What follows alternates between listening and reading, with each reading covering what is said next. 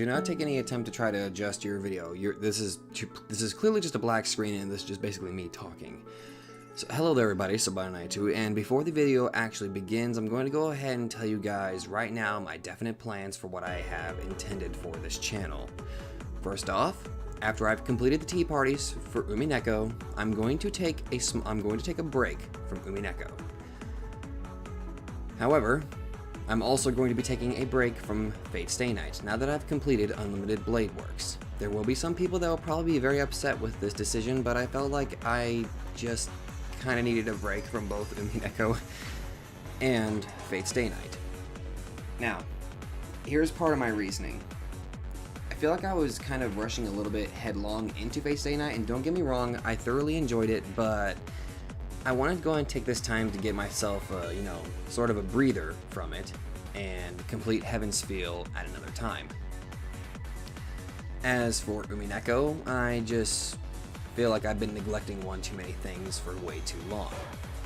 So, with this little bit, if you guys don't really want to listen to me and see this black screen, there will be a timestamp where you guys can just kind of skip ahead of this and ignore me mostly, but well, me to kind of tell you what I've got planned.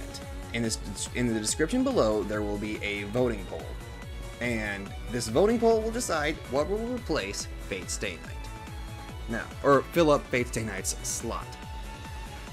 There's already something I've put in place to fill in Umineko's slot, which will be Higurashi Mayakashi. Again, that is something that I've neglected for way too long, and to be perfectly honest, I would like to try to get back into that. And anyway, I made this voting poll after it took me a little bit to try to come up with this, but in this voting poll there are 2 visual novels and 2 actual video games. I went ahead and decided to try to I took some time to eliminate options and had a couple friends on the Discord. Again, there's a link down in the description if you want to join that. And they were helping me. They were kind enough to help me pick out the top 4 that would probably be very good for Let's Plays, to kind of take a break. Anyway, the first option that'll pop up is Tokyo Babel. This is a visual novel that I've been hearing quite a lot. Without spoiling stuff, this involves a shit ton of angels, demons, and stuff like that, and right off the bat that gets bonus points because I like that sort of thing. I really have nothing else to say about it, but from what I saw, it does look really interesting, and I think somebody actually had me listen to some of the music and it sounded pretty freaking good. Anyway, on to the next one. The other one is Steins Gate. This one is, again, another one that I've heard a lot of positive things about. And in all honesty, after hearing so much about it, it's something I've just been really curious and wanting to try this particular visual novel out. Something about time travel and paradox. I don't know what the idea is or what the reason is, but for some reason time travel really fascinates me a little bit. Anyway, on to the next one. Ghost Trick Phantom Detective. I think this was this is a DS game that was recommended to me. I remember this being advertised, but I never really got into it. But again, I started looking. Again, it's more like it's thing about hearing a lot of good things about it. Again, I'm going about as blind as I possibly can because I didn't want to look into all of these and accidentally get spoiled about something. So I'm pretty blind about this sort of thing. Anyway, it's a DS game, so I got to get myself a good DS emulator. I think one of you guys sent me a pretty good link that I could try to get, or maybe that was just the PSP emulator. I can't really remember. Anyway, that'll also be on the voting poll. And finally, we have Hyperdimension Neptunia, or Rebirth 1. From what I was told, that this series used to be on a PS3. And again, I've heard some good stuff about it, how it's actually it can be very lighthearted, it can be hilarious, and again, it's an RPG. And who doesn't like a good RPG? Well, I mean, there's probably some people, I don't even know why I asked that. There's obviously going to be people who don't like an RPG, and I'm just going to keep on mumbling anyway. Basically, these are the 4 options. The 2 RPGs, Hyperdimension Neptunia and Ghost Trick Phantom Detective, and the 2 visual novels, Steins Gate and Tokyo Babel. I haven't picked out a date for I haven't picked out how long the voting will last, but I will try to give you guys an update on the actual end of the voting period. Anyway, I think I've rambled on long enough, probably about 5 minutes now.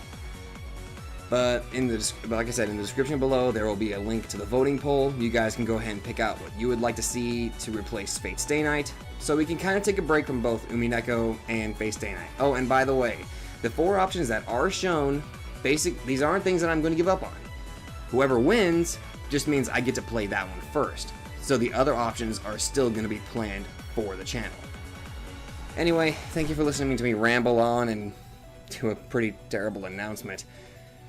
And on to the video.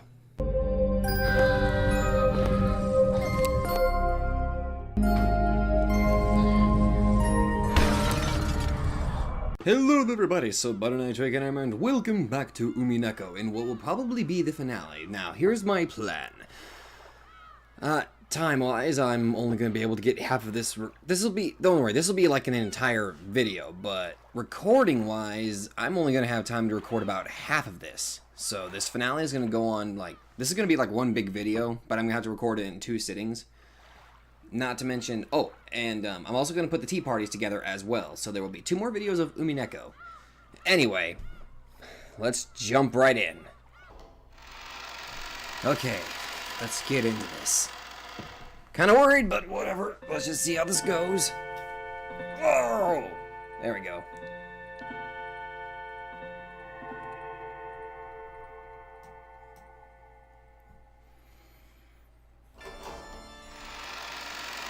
Okay, let's see what the hell all of this is about. All of the pieces from the game board were gathered. All of the humans, furniture, witches, and the witches on an even higher level had gathered in one place. Whoa. That place was like a solemn cathedral with an unbelievably high ceiling. White stonework, golden ornaments. Though there were windows, there were no entrances or exits. It was a strange, strange place. But for some reason, no one wondered where this strange place was, because they were not given the right to think of this place as strange. This is interesting. Hey, Double O.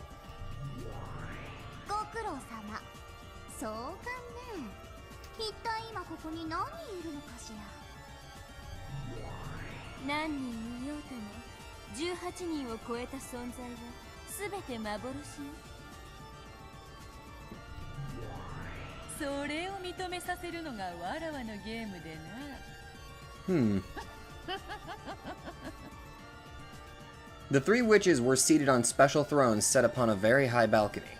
In the center sat the game master Lambda Delta, and on either side of this semicircular balcony sat Bernkastel and Beatrice facing each other. Below them, Erica ran forward, lifted the corners of her skirt and bowed respectfully.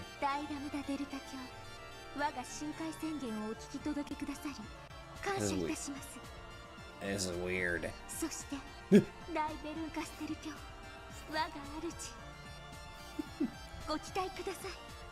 Good lord.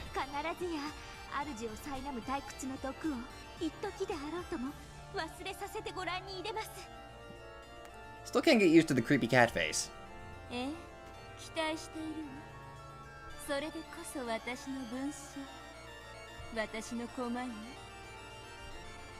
Erica and Bernkastel exchanged cruel smiles that'd make anyone want to look the other way.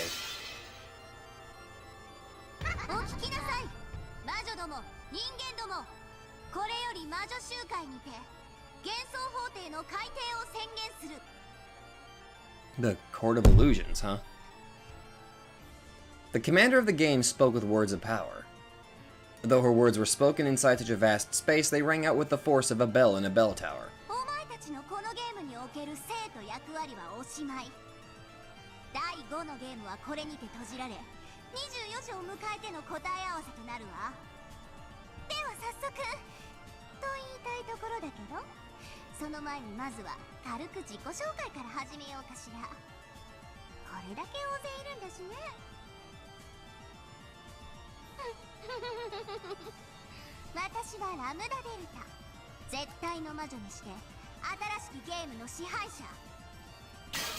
ベルンカステル、奇跡の魔女ベアトリーチェの魔女幻想のカンパを目的とする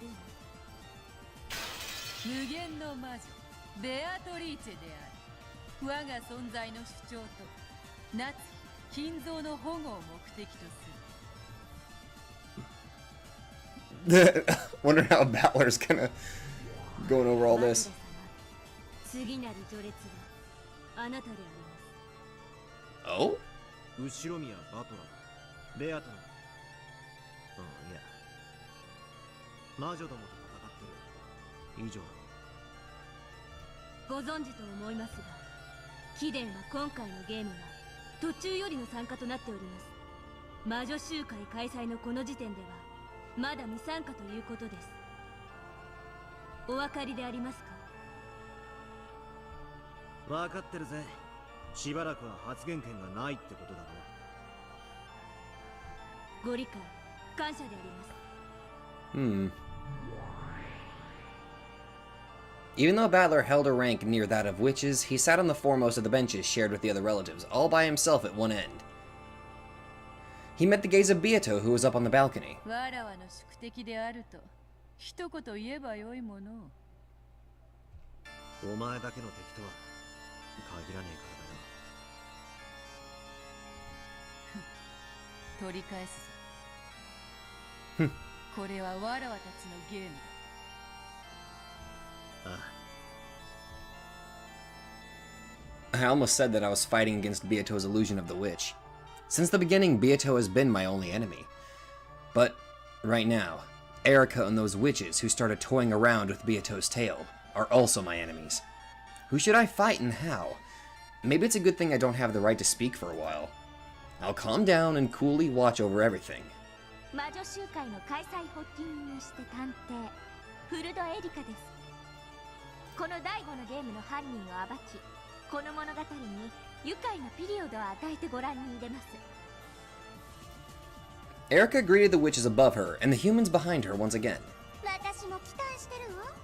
さあ、残りのコマどもも適当にザラーっと自己紹介なさい。人間ども、全員自己紹介を。You're... Oh shit, what number are you? Fuck. I know one of them's 410. Ah, 45, that's right. When 45 urged him to introduce himself, Kinzo stood up. 後ろ宮金蔵だ。書斎の窓より抜け、六軒島のどこかに潜んでおる。後ろ宮クラウス。現在は囚われの身でどこかに監禁されている。後ろ宮エヴァン、生きてる。ルドルフだ。この後もずっと後ろ宮だからな。名字は走るぜ。後ろローザです。第一の番に殺されました。 So you're aware, okay. ジェシカ、同じく第一の番に死亡だぜ。ジョージです。同じく第一の番に死亡。マリアン、死んじゃったけど私はこうして喋ってるね。死ぬことなんて大した問題じゃないでしょ。Didn't expect to hear your laugh again. 後ろ宮夏日です。生きております。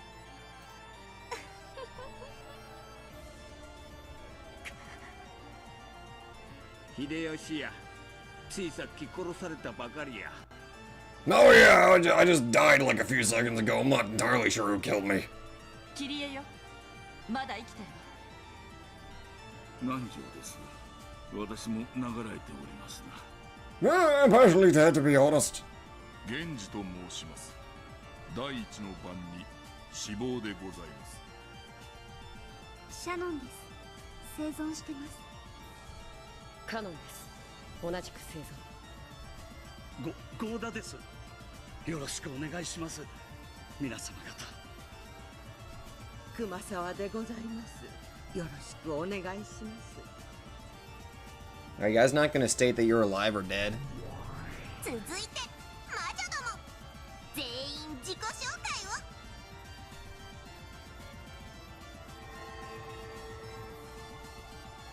Virgilia's group could also be seen. Unlike the floor Beato's group was on, the second floor had a balcony which looked like a raised audience seating, and they sat there, looking down as though they were at a theater. ワルギリアと申します。ベアトリーチェの師匠です。ガープよ、死体を消す役担当。炉の上、紅茶を入れる役担当ですな。The most difficult of the jobs. 煉獄の七姉妹を代表してご挨拶申し上げます。Oh, speaking of tea, I'm actually drinking some Earl Grey at the moment. 第二の番の秀吉殺人を担当しました。煉獄の七姉妹、ここに。続けて、エリカ教の家具どもは自己紹介を。ガートルード、異端審問補佐官なり。Hello. コーネリア。Howdy. 異端審問補佐官なり。The two of them could also be seen on the second floor audience seating. They sat apart from Virgilia's group. Hey! Then Dolinor, who was seated between the two, slowly stood up. She had a presence and dignity about her, as though she was overseeing everything from that place. ドラノール・エノックスであります。エリカ教の首席補佐を務めます。バトラー、あなたには期待しています。私を失望させないでください。お互い全力でぶつかるだけだ。ドラノールの出番は本来なら必要ありません。しかし魔女側が醜く言い逃れをもてあそぶとき、それを断罪してもらわねばなりません。書斎での奇跡は二度と起こりませんから。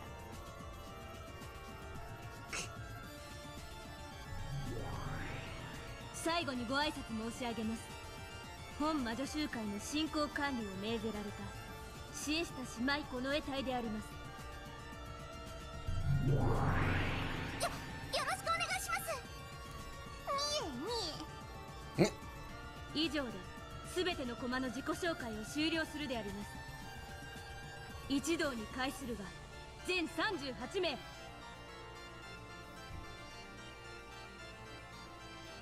There are 38 characters in the 5th game, but if you added all the pieces from previous games too, it would probably rise even higher. This game, which has so often been likened to chess, now has far more pieces than a chessboard. いいわ。では始めようかしら。おっきに始めてちょうだい。ああ、悪いけどそこのヤギさん、ジュースのおかわりお願いね。私にはポップコーンを。ああ、そうだったわね。悪魔の感激はポップコーンと相場が決まってるとあんたが決めたんだもんね。ええ、楽しませてもらうわ。あと紅茶とからし味噌をもらえる。 Mustard miso? エリカ、始めなさい。私の退屈はもう始まってるわよ。 I like miso, but I don't like mustard. はい、我が主、お任せを。静粛に沈黙を。 At the sound of her voice, the Chiesta sisters, the troops straightened up, lifted their right knees, and stamped down hard on the floor with their heels. It became a low, deep rumble in the ground. All chatter in the cathedral disappeared instantly, and their eyes and expressions became even more hollow and empty. The room fell back into silence, almost as though they were a collection of wax models.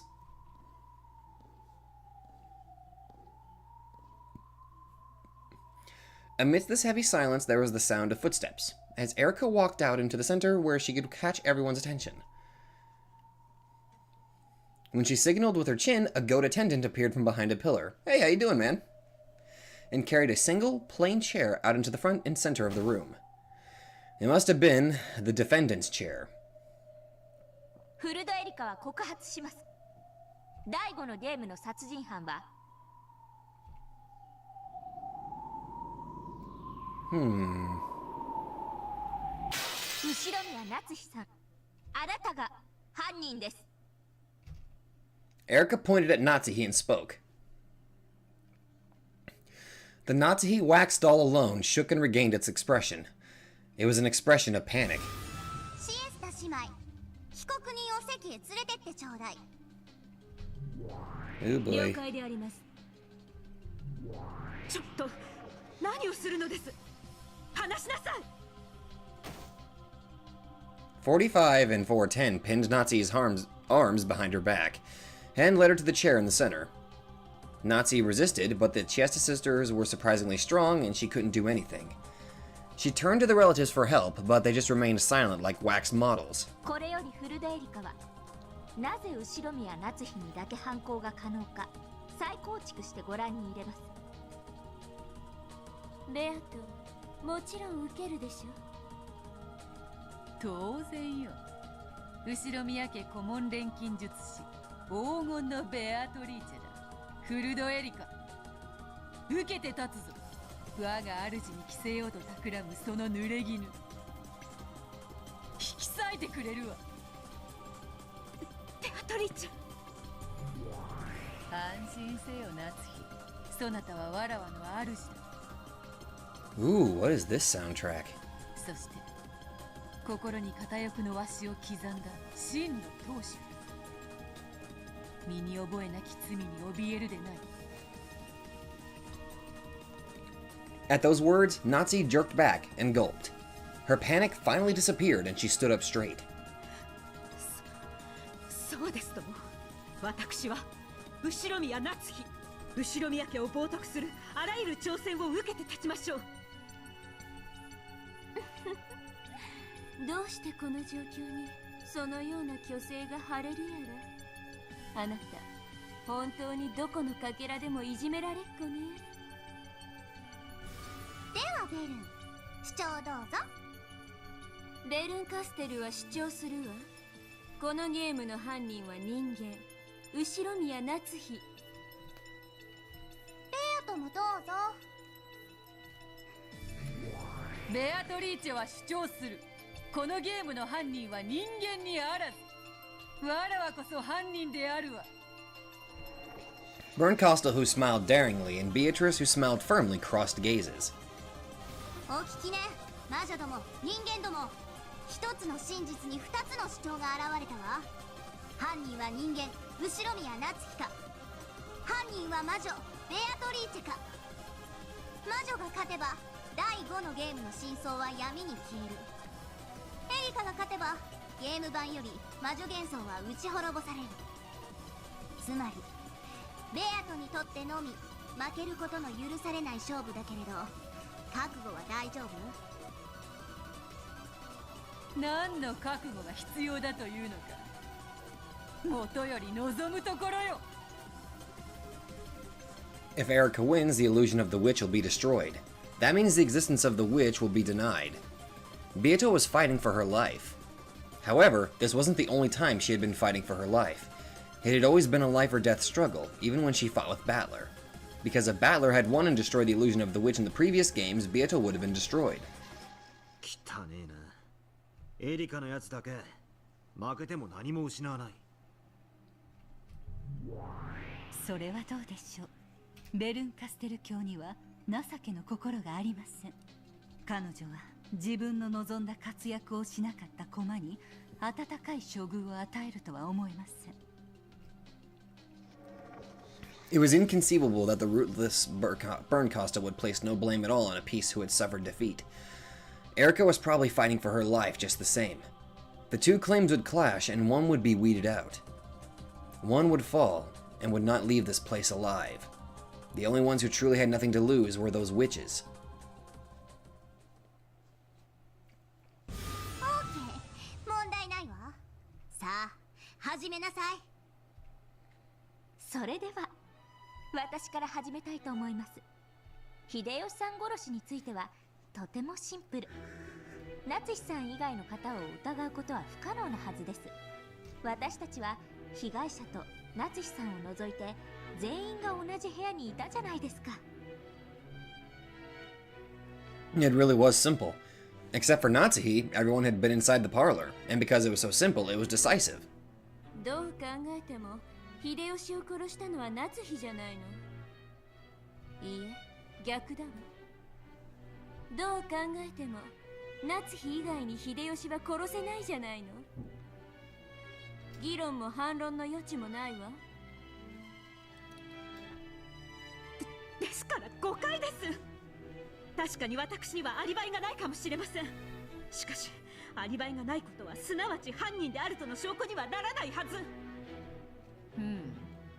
夏日にだけアリバイがないのは分かった。だが待て、殺害現場は密室であったぞ。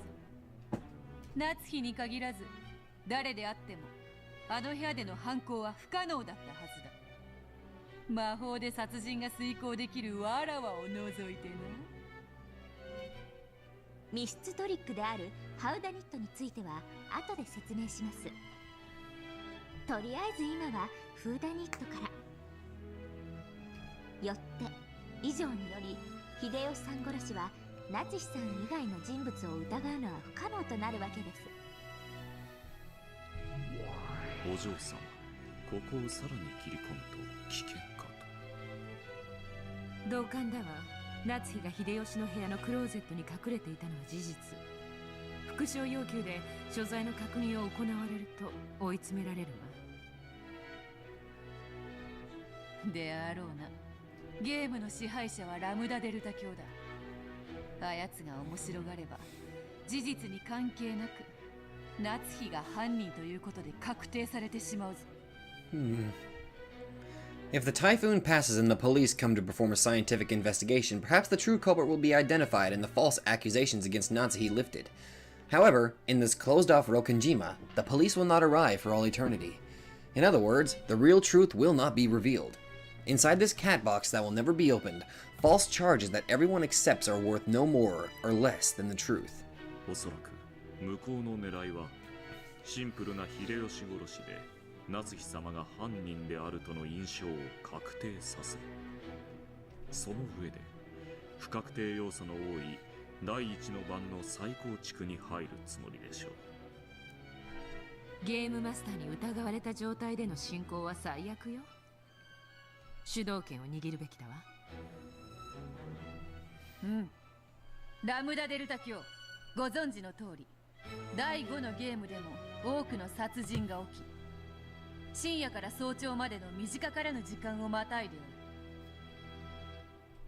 いきなり秀吉の殺人から始まり、時間が行ったり来たりしてしまうようでは混乱してしまうというもの。ここは時系列に従い順番に進めていくのが良いかと思うが、いかが？異議提出。犯人を告発する過程において時系列など意味をなさない。異議提出。フルドエリカは時系列を混乱させることによって印象操作を行っている。ああ、よくわかんないのは私もごめんだわ。メアトの主張を認めるわよ。 So she's kind of acting like the judge. I mean, obviously, I guess it makes sense she's the game master, but it's just weird, Lambda Delta being the judge. エリカはいきなり第2の番から始めないで第1の番から始めなさい。I definitely saw Erica click her tongue. I understand. So, this is a way of telling Rokenjima's tale. I was guided by Virgilia, met Beatrice, reached the peak from which you can see everything below you, and finally understood the truth of this world. これが以前にワルギリアが話してくれたことなんだな。ええ、そうですよ。ここでは真実などもろい。両者が主張する限り異なる真実が同時に存在できる。 Yes, this really is a trial. Both sides put forth their own truths. This here truly is the Braun Tube trial that Virgilia once used as an analogy. では、ラムダデルタ教のご命令に従い、最初の第1の番の事件から話を始めます。ご存知の通り、10月4日、初日の24時。親族会議の小休止の後、ナチスさんが先に休むと一人退席しました。よってその時刻から翌朝まで完全にアリバイは消失します。 Oh, The culprit is Ushimi and Natsuhi because Natsuhi is the only one without an alibi. はて、そうかな。夏日以外にもアリバイの怪しい人物などいくらでもいるはず。I'm sure. それら全員の疑いを晴らさぬ限り、夏日を犯人呼ばわりさせるわけにはいかぬぞ。We cannot conclude that Natsuhi is the culprit because Natsuhi is the only one without an alibi. Whoa! The claim has been made that Natsuhi was the only one without an alibi between 2400 and 1. This is being used as a basis for claiming that she is the culprit. However, as long as the following possibilities exist, it is impossible to conclude that... Oh, come on! I didn't even get a chance to read all that. Damn it! 夏日が怪しいとそこまで言い張るなら、エリカは夏日以外全員のアリバイを示してみせるべきだわ。Wait, let me see something. 無論よ。Let's see if I can... Nope. エリカはそれを完全に説明しきるわ。Well, so much for that. The culprit is Ushimi and Natsuhi, because we will prove everyone else has an alibi. 当然です、我が主。では、順にご説明していきたいと思います。Okie dokie. 源氏殺しは一度忘れ、ゲストハウスの事件のみに絞って進めます。となれば、ゲストハウスにいた使用人を疑いたいですよね。あの晩は郷田さんと熊沢さんがゲストハウスにおられました。そうですね、お二方。When she turned to face the direction where those two people were seated, just those two wax models came back to life. They probably weren't even granted a soul when they weren't allowed to speak. In that case, it would be even better if Natsuhi's soul could have disappeared as well. Natsuhi, who was in the defendant's chair, kept her soul the whole time and was constantly hanging her head, looking nervous. Goda hurried to his feet and answered Erika's question. はい、そうです。私はあの晩、一人でゲストハウスの使用人室におりました。私はこの老体ですからね。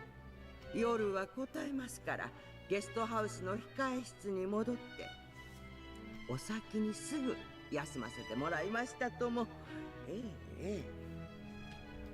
では、郷田と熊沢もアリバイを失うではありませんか。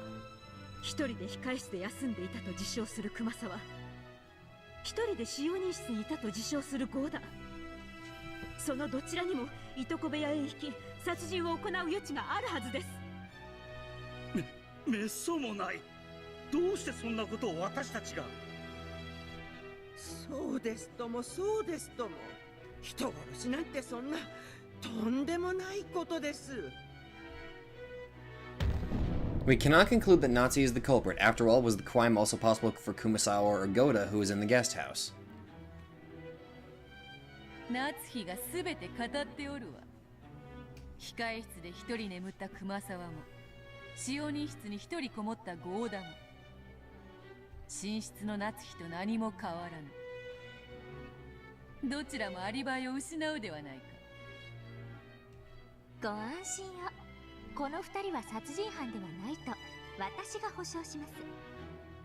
まず熊沢さんは晩餐後、私たちと一緒に屋敷を出てゲストハウスへ行き、そのまま控え室に入り朝まで眠っていました。郷田さんも同じです。事務作業を終え、その後に私たちとラウンジで談笑して、それを終えてから休みました。両名とも殺人を行う余地はありません。いよいよ来たな。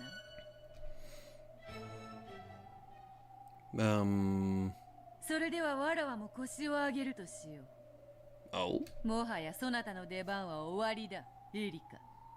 そなたの頼れる用心棒を呼び出すがいい。Bito glanced at Dullinor sat on the second floor audience seat. Glanced at where Dullinor sat on the second floor audience seating. However, Dullinor just stared back with those usual expressionless eyes. 復唱要求。郷田と熊沢のアリバイについて完全な証拠がある。復唱拒否。なんで敵にヒントを？答えるわけもない。お聞きかラムダデルタ卿。証拠はないそうだぞ。証拠もなくゴーダと熊沢のアリバイを主張しても良いものなのか。道理だわ。どうなのよベルン、エリカ。どうしてゴーダと熊沢のアリバイを主張できるわけ？引っ込めエリカ。わらわの相手はそこのドラノールよ。貴様ごとき人間に魔女の相手は務まらぬわ。いいえ、ドラノールの出番は必要ありません。あなたの言う人間ごときが魔女を打ち破るからこそ魔女幻想が否定されるのです。ならばどうぞ赤で青でお好きなように受けて立ちますよ。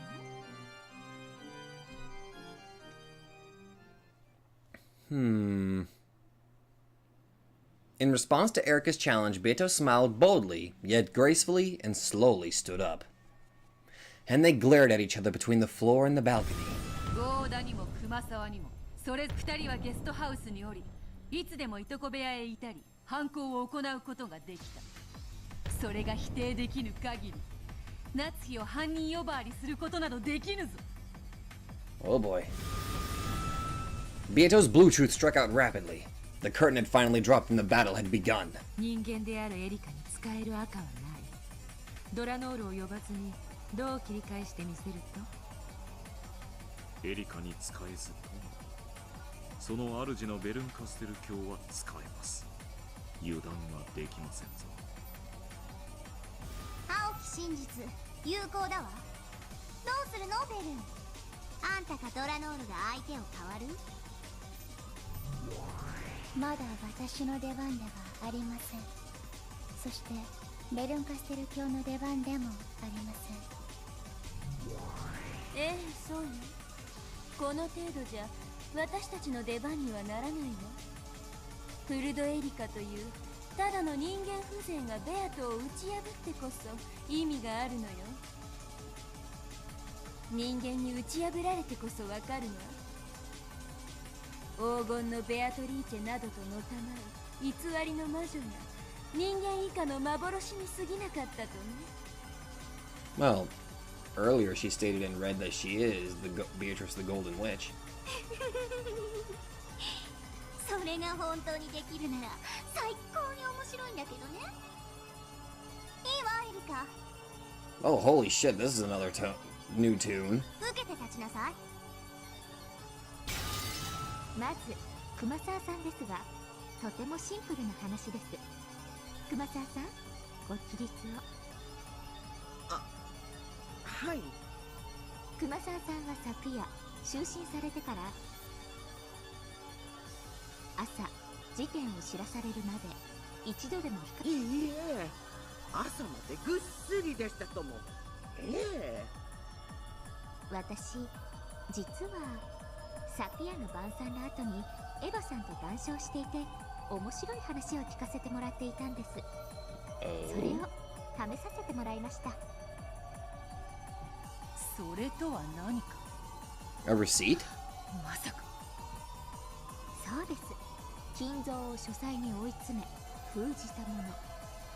扉に物を挟むことで封印できることを私は知ったのです。なんだと？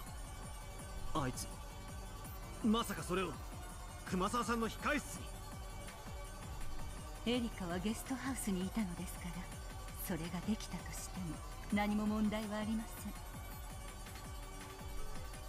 せん。何しろ莫大な黄金が発見されてどんな事件が起こってもおかしくない不気味な夜でした。探偵あるところ事件あり。私は何かの事件が起こることを予見してあらかじめアリバイを失いそうな人物にこれで封印をさせていただいたのです。私はこれを一緒にゲストハウスに戻った熊沢さんが休むと言って控室に入ったのを見届け。Erica held a small folded piece of brown paper high in the air. これを使って扉を封印したのです。そして朝事件が発覚し大騒ぎになった時、そして封印が健在であることを確認しました。以上により私は熊沢さんのアリバイを証明できます。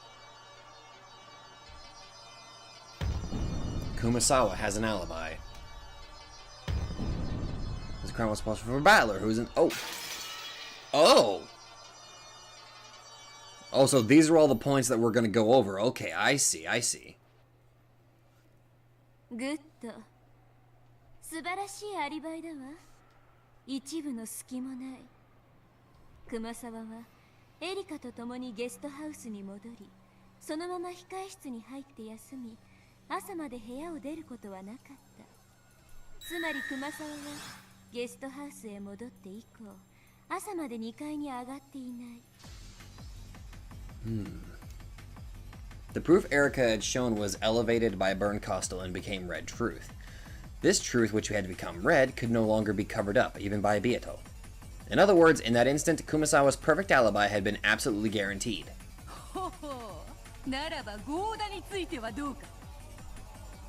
ゴーダさんもゲストハウス到着後はすぐに使用人室にこもられました。そして同様にこれで封印させていただきました。そしてローザさんが午前1時にお戻りになった時はたまたま廊下に出た私が気づき、使用人室のゴーダさんにそれを伝えたのです。その時封印は健在でしたので、ゲストハウスに到着してから午前1時までゴーダさんは使用人室を出ていません。そしてその後はラウンジで午前3時まで私と一緒にいました。そして午前3時以降は私は2階にいましたので、ゴーダさんが2階に上がってこないことを保証できます。エリカの封印がゴーダが午前1時まで使用人室にこもっていたことを証明するわ。そして午前3時までのアリバイを一緒にラウンジで過ごしたエリカが証明するわ。そしてそれ以降の朝までに2階へ一切立ち入ってないこともエリカが証明するわ。つまりゴーダはゲストハウスへ戻って以降、朝まで2階に上がっていない。Goda has an alibi. Wow, we're taking these things down real quick.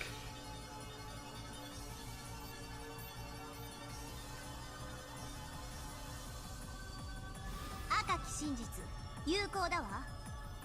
お見事よエリカ。あんたのその扉の封印によるアリバイがベルンに認められて赤き真実に昇華されたわ。ありがとうございます、我が主。我こそは探偵、人間でありながら赤き真実を行使することのできる人間を超えし者。人間を超えただ。この思い上がりめ、口走るには1000年早いわ。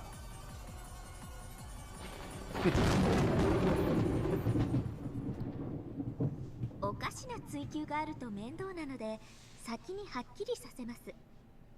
というかむしろこれは最初にするべきでした。前後したことをお詫びします。24時の時点でのゲストハウスの状況です。黄金が発見され緊急の親族会議になり、バトラさんと親族たちは屋敷へ。ゲストハウスには私といとこ3人、南條先生、合田さん、熊沢さんが残りました。合田さん、熊沢さんのアリバイについてはすでにご説明の通り、ジョージさん、ジェシカさん、マリアさんの3人はいとこ部屋でトランプで遊んでいました。実は私、ほんの少しだけ混ぜていただきましたので、この時刻に生存していたのをはっきり確認しています。我が主、以上の復唱を要求します。ええ、応じるわ。ゲストハウスには24時の時点でジョージ、ジェシカ、マリアは生存していて、2階のいとこ部屋にいた。南條、合田、熊沢は1階にいた。あともうもったいぶることないから、これまでに出ている犠牲者の死亡も確定させとくわね。ジョージ、ジェシカ、マリア、ローザ、ゲンジの5人はちゃんと死んでるわね。あのばっくりいった首で死んだふりなんてできるわけないでしょ。 Okay, okay. No murder occurred before midnight. We guarantee that Georgie's groups is dead.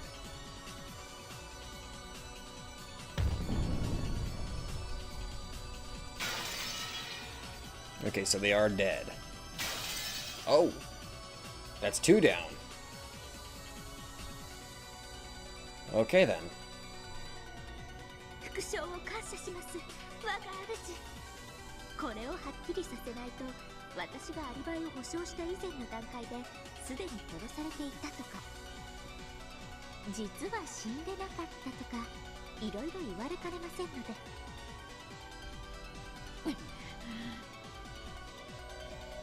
Unsurprisingly, Beato's side couldn't get away with the simple plan of claiming that the victims were only playing dead. But in order to overcome Goda and Kumasawa's alibis, it should have been possible to suppose that the crime occurred before those doors were sealed. However, the opponent had predicted this move perfectly. It had been shown in red that the crime did not occur before the time period covered by Erika's alibis. そうそう。犠牲者の確認されてる最後の生存時刻。それを最初に言ってほしかったわね。これで24時以前の話は無視していいことになるわ。Really? さらに言うと、24時の時点で屋敷の2階廊下には夏日とクラウス、ゲンジがいたわ。残りは全員親族会議の食堂に。もちろんこの時点ではまだ殺人は起こってない。ゲンジも健在よ。It is confirmed that those thought to be inside the mansion at midnight were indeed inside the mansion. Addendum, it has already been shown that none of them left the mansion before 1 except Natsuhi. それはエリカが観測したことじゃないけれど、それが確定してないとゲームが進まないのよね。いいわ。その赤き真実を認めるわ。赤き真実、ありがとうございます、我が主。Since Erika had been in the guest house, it was only natural that she could explain the situation there. However, since she hadn't been in the mansion at the time, explaining the situation over there would have been extremely difficult for her. Beato would normally have attacked there with the blue truth, saying that the people in the dining hall had all agreed to keep to the same story, that someone had snuck out of the dining hall and that they might have committed murder in the guest house. However, because Byrne had instantly settled that matter with the red text, Beato had completely lost her chance to strike back. Damn. This is incredibly one-sided. 厄介ですな。これほどまでに不利とは。これじゃまるでかつてのリーチェとバトラの戦いが逆になったみたいね。いや、その時よりもさらに状況は悪いかと。At a glance, the fight between the two of them resembled our previous fights. However, there were some vital differences. The first was whether or not Beato was the Game Master. The Beato who fought against me was the Game Master, so she knew all the truth. That's why she was able to use the red text at will. However, the current Beato isn't the Game Master. She's just a single piece on the game board. In other words, even Beato doesn't know the truth. So you could say that Beato is now in the same position I once was. Also, though Erika may seem to be in the same position as I once was, the situation for her is totally different. She's kicked it to the witch called Burncostal. Even though she isn't the Game Master, she's capable of elevating Erika's statements to become Red Truth. Because of this, Erika can use the Red Truth even though she's neither a witch nor the Game Master. Beato, who's supposed to be the witch, possesses no truth nor red she can use, and yet the detective Erika can use the Red Truth. The advantage is completely flipped over to the other side. Perhaps you could say that the current Beato is in a much worse position than I was when I fought with her. After I got used to the game, Beato stopped responding to my demands that she use the red. But in the beginning, she had responded to almost all of them, giving me quite a few hints. That's why we were able to fight on par. However, Burncostal is different. She fully understands the rules of this game and is prepared to corner Beato without even a hint of restraint. And because of this, I knew. In the past, Beato went easy on me so that we could fight on par with each other.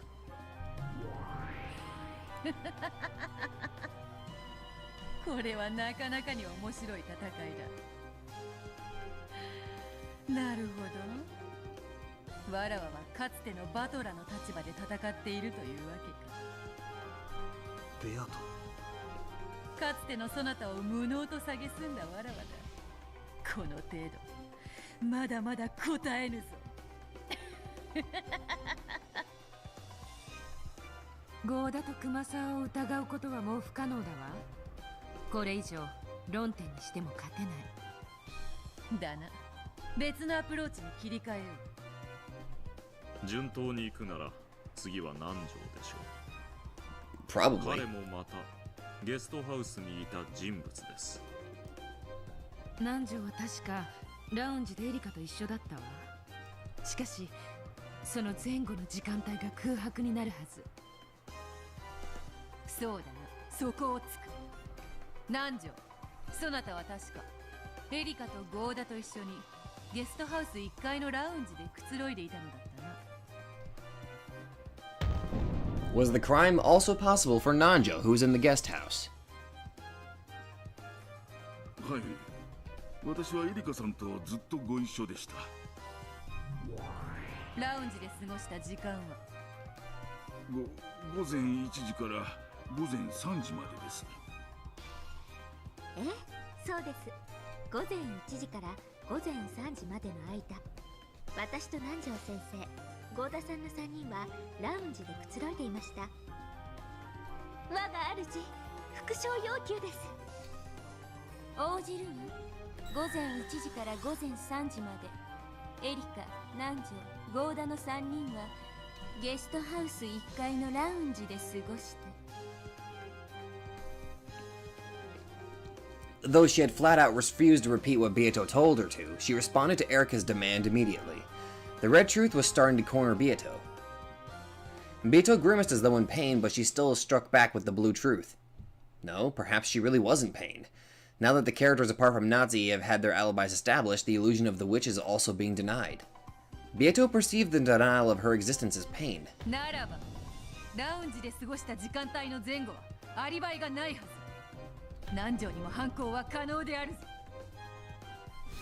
そうね。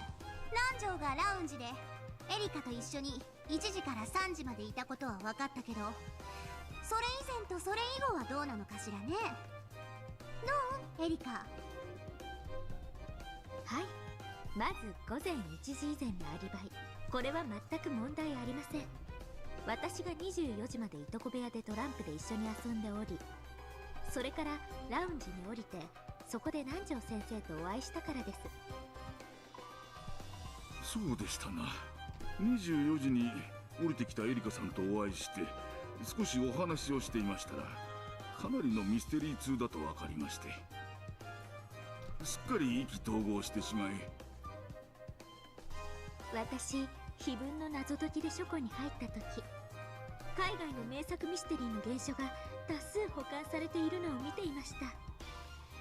ですので、それらを手に取りながらぜひ議論がしたくなりまして、私たちは書庫に移り、ずっとおしゃべりをしていました。ラウンジに場所を移すまでずっとです。The archive in the guest house had enough books in it that you might even call it a small library. In it were several famous foreign mystery novels that Kinzo had once taken a liking to. Of course, they were all originals and in English, but English was no problem for both Erika and Nanjo. For this occasion, they had borrowed the key to the archive one more time from Goda, in the servant room. At that point, Erika checked the seal again, and of course, reset it. Damn her. Even though she keeps it sealed for anyone else to enter or leave, she alone enters and leaves whenever she wants. なるほど。つまり、24時から就寝する午前3時までの間、ずっと南條と一緒だったわけね。なら、南條のアリバイは一番盤石ということになるわ。はい、そういうことになります。我が主、復唱要求です。応じるわ。24時以降、エリカは午前3時までずっと南條と一緒にいたわ。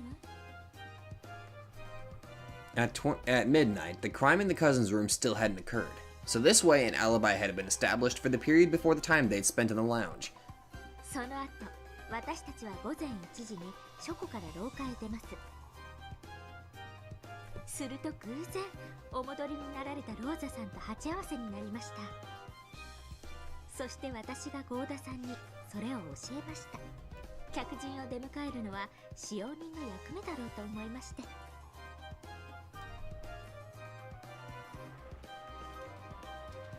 Goda asked if he should bring a towel, but Rosa refused. She quickly headed up to the second floor. At this point, Erika, Goda, and Nanjo gathered together and decided to have a drink. Their alibis in the lounge up until 3 a.m. have already been proclaimed in red, so there are no problems there.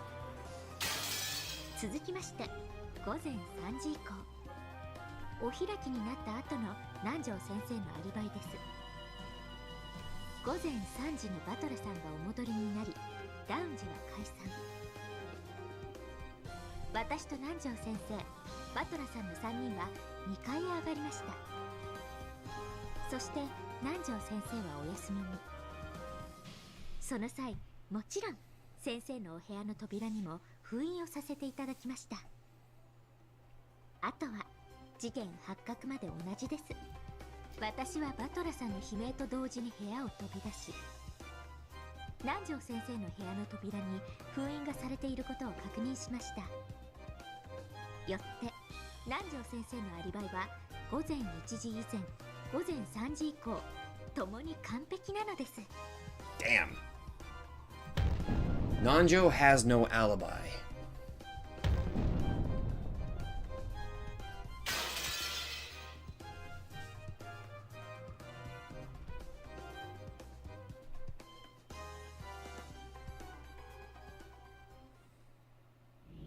Subarashi wa, Erika.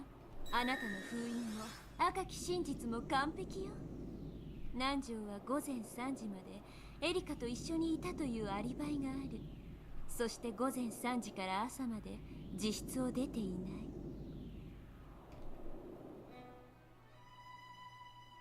い。Erika made use of the seals on the doors, and was granted red truths from Bernkastel, one after another. For me, demanding that Beato repeat something had been about maneuvering and tactics, but it's totally different for Erika. For her, it's like having a trump card which can make red whenever she wants. これでゲストハウスの容疑者全員のアリバイ証明を終えました。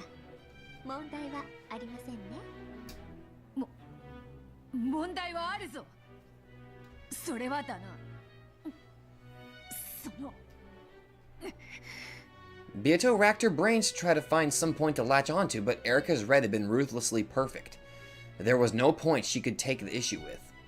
Beato kept thinking hard, trying to fault Erika on something, but her expression was so wrought with desperation that anyone could tell by looking. ベアトを却下するわ。私は何も問題を感じない。極めてポップでキュートでパーフェクトだわ。これでゲストハウスの人間全員のアリバイは証明された。待ちな、エリカ。俺を抜く気か。後ろ宮バトラにだって犯行のチャンスはあるはずだ。何しろ犠牲者たちと同じ部屋で一夜を共にしたんだぞ。その俺を差し置いて議論を先になんか進ませねえ。 Whoa! At that time, an arrow twisted like a golden snake and hit me. It didn't pierce through me, but it slapped me hard on the cheek like a whip. バトラ様の発言権はまだ認められておりません。ご注意を。 Sorry.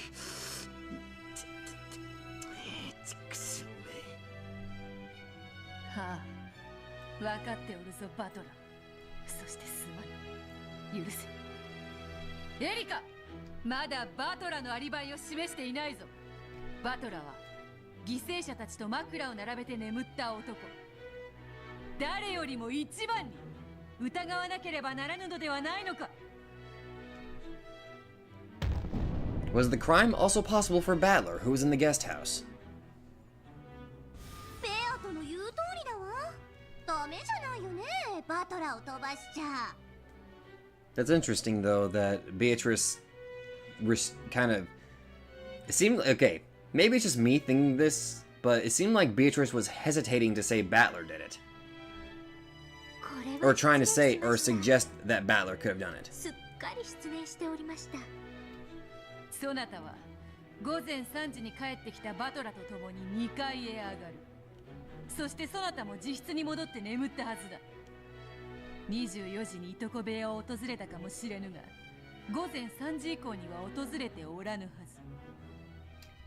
まさかその後バトラのベッドに潜り込みに行ったとでも言うのか？一晩中バトラの寝顔を見ていとこ部屋でのアリバイを確認していたとまで言うなら認めてやってもいいがな。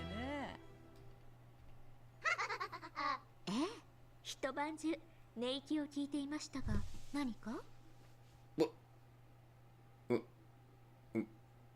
What?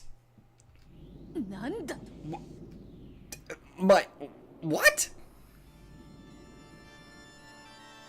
私、フルドエリカはバトラさんが午前3時にいとこ部屋にお戻りになり、すぐにそのままベッドに潜り込み、すぐに就寝してしまったことを証明できます。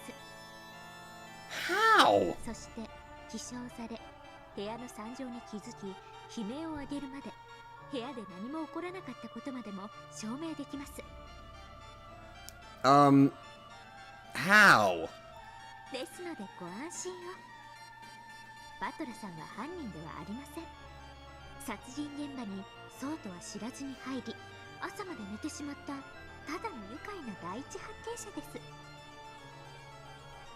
す。バカな。お得意の封印でもそれを証明することは不可能なはず。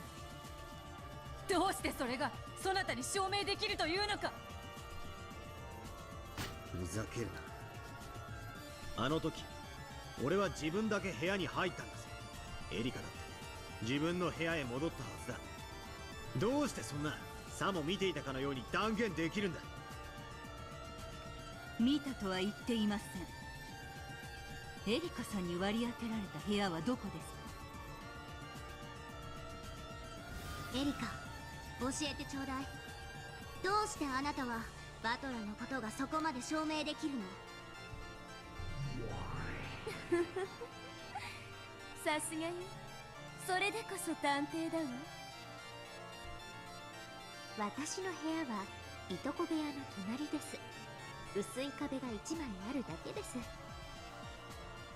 まさかそなたは壁に耳をつけ、いとこ部屋の様子を伺っていたというのか。 Okay. はい、私の耳は完璧です。バトラさんが入室後、直ちに私は部屋の壁に耳をつけ、何か異常が起こらないか監視していました。あんた、バトラが悲鳴を上げる朝まで何も起こらなかったと証明できると言ったわね。まさかあんた。はい、朝まで一睡もせずに壁に耳をつけ監視をしておりました。Okay. That's crazy, but okay. Everyone was stunned into silence. She put her ear against the wall, and for the entire time until morning, she listened to what was going on in Battler's room. Just what would that have looked like? Until dawn, she had killed her breathing in a pitch-black room, clinging to the wall shared with the cousin's room, like some kind of creepy, venomous spider clinging to the wall of a darkened room. Bernkastel alone was grinning in triumph. ゲームの進行上から当主の指輪を受け継いだバトラがキーマンになるのは読めていた。私はてっきりバトラが第一の番の犠牲者だと思ってたわよ。はい、ですから我が主の追いつけ通り、朝まで一睡もせずに壁に耳をつけ、異常が起こらないか監視をしておりました。エリカの記憶力は写真並み、そして聴力は録音機並み。エリカの耳をごまかしてジョージたちを殺し、首に傷を刻むなど不可能なことよ。It was impossible for a battler to commit the crime.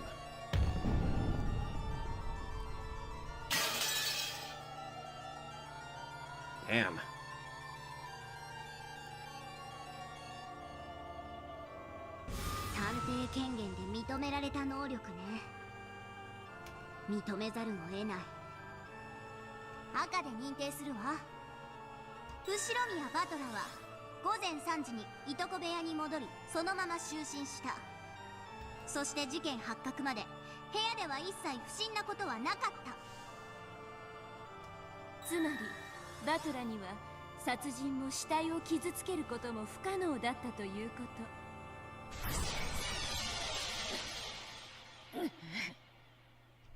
The red from the two of them forced Beato to show an expression of considerable anguish.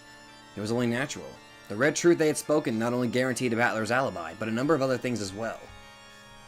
First off, it meant the murder was impossible for anyone after 3 a.m. And since the cousins were confirmed to be alive as late as midnight, the time period of the crime automatically became between midnight and 3 a.m. That meant the alibis for all people who weren't in the guest house before 3 a.m.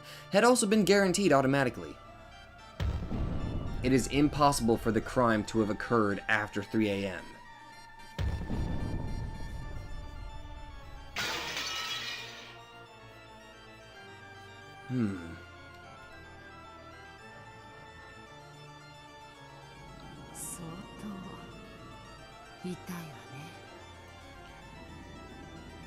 エリカは24時以降はずっとゲストハウスにいます。つまり屋敷にいた人物のアリバイを証明することが難しいはずだ。エヴァたちの動向についてのアリバイ証明の困難を極めたはず。それが逆に簡単に彼らが24時から午前3時までの間ゲストハウスに訪れなかったことを証明するだけでアリバイが可能になってしまっ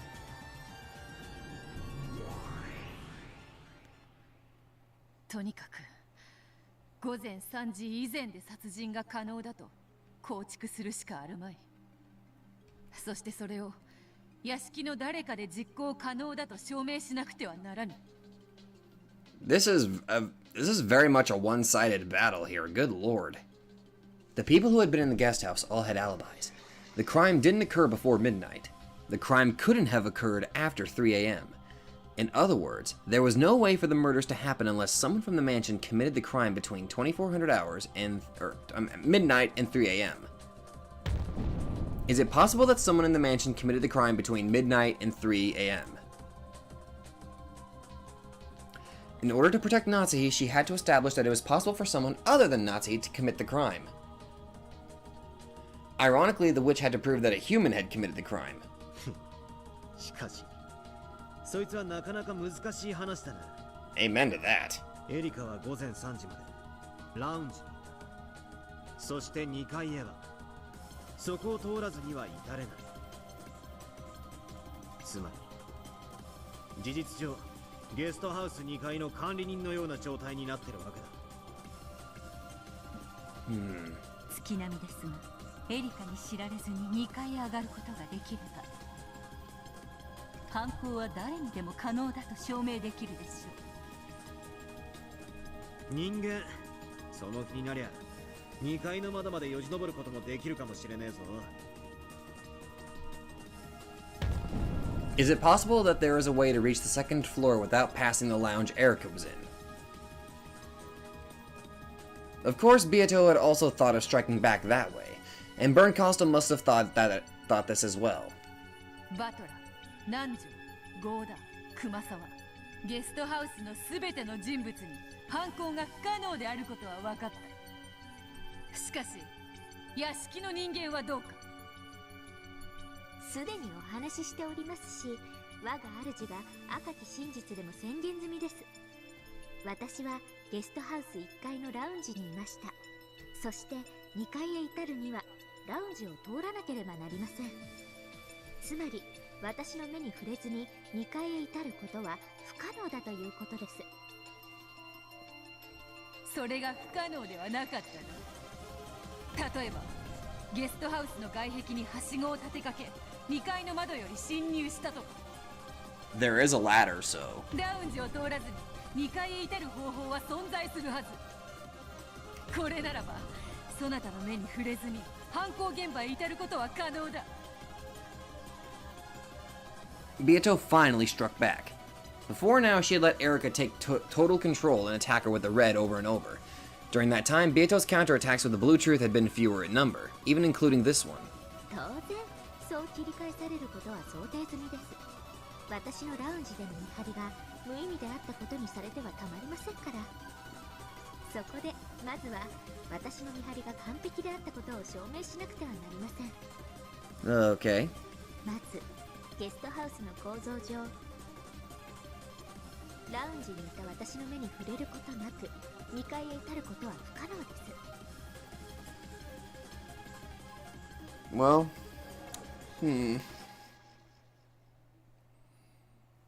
Well, I don't know. 視覚も遮蔽物も一切なく、どのような物理的、心理的視覚も存在しません。我が主、復唱を要求します。ゲストハウス2階へはラウンジにいた人物に知られずに至ることは不可能。もちろんこれは内部から2階へ至る話だけれど。グッドです、我が主。さて次はベアトリーチェ教のご公設の外部から至る方法です。 There is a ladder, you dork. これには正直困りました。登れそうな木もありますし、はしごを使う手もあるでしょう。雨どいをよじ登って2階に至ることも不可能とは言い切れません。しかしこれをさせるわけにはいきません。ほう、させぬとな。ではどうしたというのか。まさか夜通しゲストハウスの周りをぐるぐる回って根津盤をしたとでも言うのか。いや、それはできないよな。そなたはラウンジにいたのだから。ラウンジの窓から見える外は外周の一部に過ぎない。そうです。私は外壁を2階まで登るあらゆる方法を完全に防ぐことはできません。しかし2階へ侵入することを防ぐことはできました。侵入を防ぐと。すでに読めている手です。恐ろしい。ここまで必要と。ゲストハウスはその構造上、外部から2階へ侵入するには窓を使うほかありません。 Okay, so all the windows must have been locked. 正常？どうでもいいことです。ただ窓が、鎧戸が一度も開かれなかったことを保証すればいいだけの話だったんです。 You place seals on them 私 too? は黄金の隠し場所に立ち会い、その後ラウンジを通過せずにゲストハウス2階へ至ることのできるすべての方法を断絶する工作を開始しました。同じことです。これまでと何も変わらず。あんた、まさかゲストハウスのすべての窓にお得意の封印をしたって言い出すの？あの天気の中、その格好で。一応漂着時の水着持ってますので。イかれてやがるぜ。客人として迎えられた家でまだ何も起こってないのに、あの雨の中そんなことをして回るってのか。普通の人間なら絶対にありえない不審な声です。ですが彼女は魔女の駒ですから。In the middle of all that rain, Erica sealed all the windows from the outside, to create an alibi showing that no one could have snuck into the guest house from the outside. She climbed up the wall herself and did that to all the windows on the first and second floor. No, to all things which could possibly have permitted entry. After hearing that she'd listened to the cousin's room all night long without sleeping a wink, even this new bizarre action didn't seem quite so impossible. That had probably also looked like a venomous spider. A disgusting spider crawling all over the outside guest house wall during a storm. あなたという人は我が後ろ宮家を何だと心得ておられるのですか。客人として迎えた恩も忘れ。探偵にとって後宮家は事件の舞台以上にも以下にもなりません。 TLDR, she's kind of a bitch.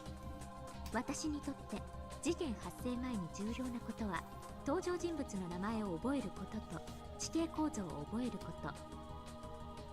来たる事件に備え各種アリバイの取得準備および工作に専念することです。事件発生前に何の準備もしない探偵は私から見れば三流かと。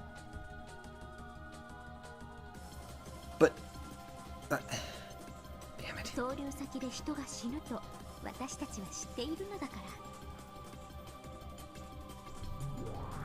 そしてエリカは事件発覚と同時に全ての封印が破られていないことを確認したわ。エリカが死体発見時に一番にいとこ部屋に到着しなかった理由はそういうことよ。死体なんて見分しなくても赤き真実でいくらでも確定が取れる。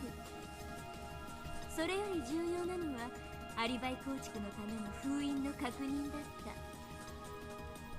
我が主は完璧です。私は主に命じられたままに全てを完璧に証明しただけです。見事よエリカ。私の分身、私の駒。どうラムダ。これでラウンジでのエリカの見張りはアリバイ構築上絶対の信頼性を持つことが証明されたと思うけど。There's no way to reach the second floor without passing through the lounge.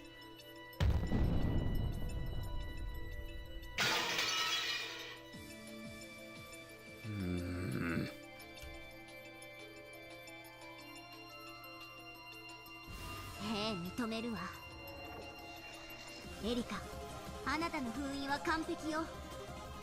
私が赤で認めるわ。ゲストハウス2階へはラウンジを通過しない限り至ることはできず、ラウンジにいたエリカに知られずに至ることは不可能。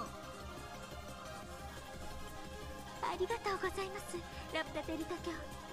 以上により次のことが確定したわけです。以上により犯行時刻は生存確認をした24時からラウンジで団らんが始まった午前1時までの1時間の間に限定される。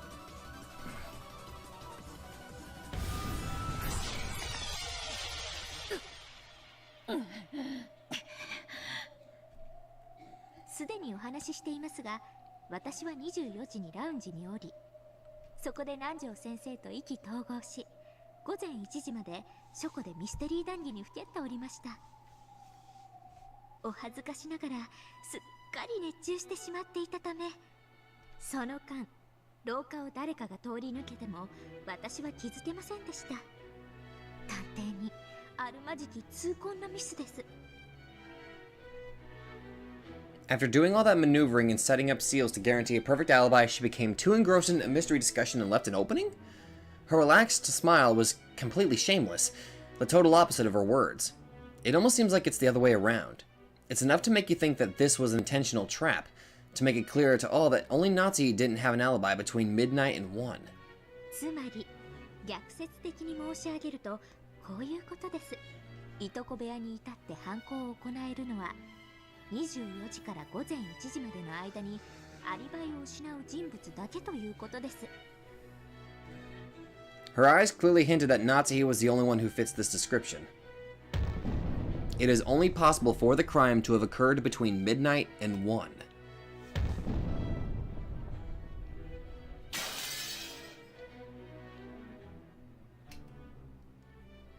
Crap, we're running out.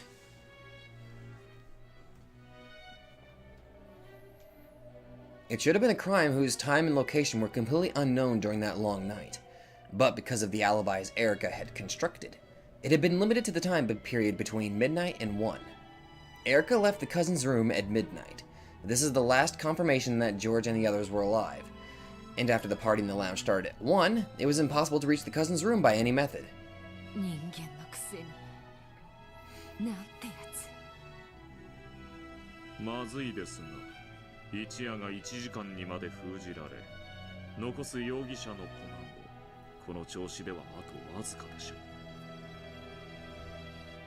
ベルンカステル共鳴、やるではないか。私バトラと違ってバカじゃないの。こんなゲーム5度も繰り返せば手の内は十分だわ。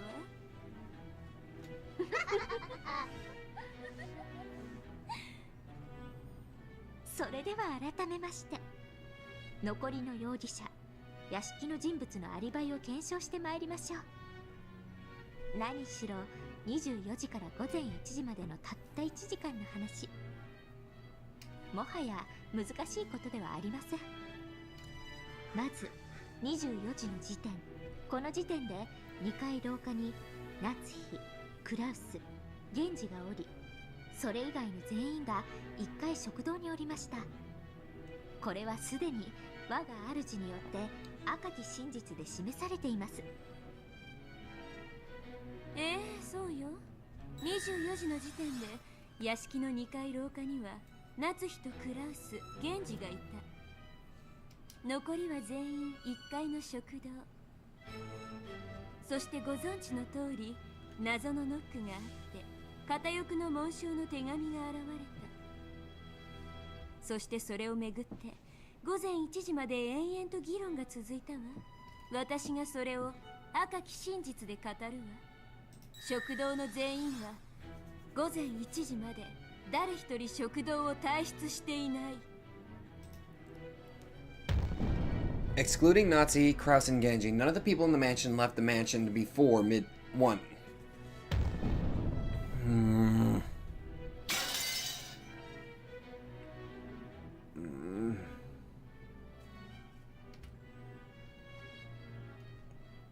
Since the time that the crime was possible had been limited to between midnight and 1, the adults in the family conference, who, as had been guaranteed, hadn't left the mansion between midnight and 1, all had proven alibis. それをどうやって証明するのか。エリカはゲストハウス、誰かが食堂の扉にお得意の封印でもして証明したというのか。納得のいく証拠も証明もないぞ。赤き真実はただ真実であり、証拠も証明も議論の余地も必要ない。あんたが作ったルールよ。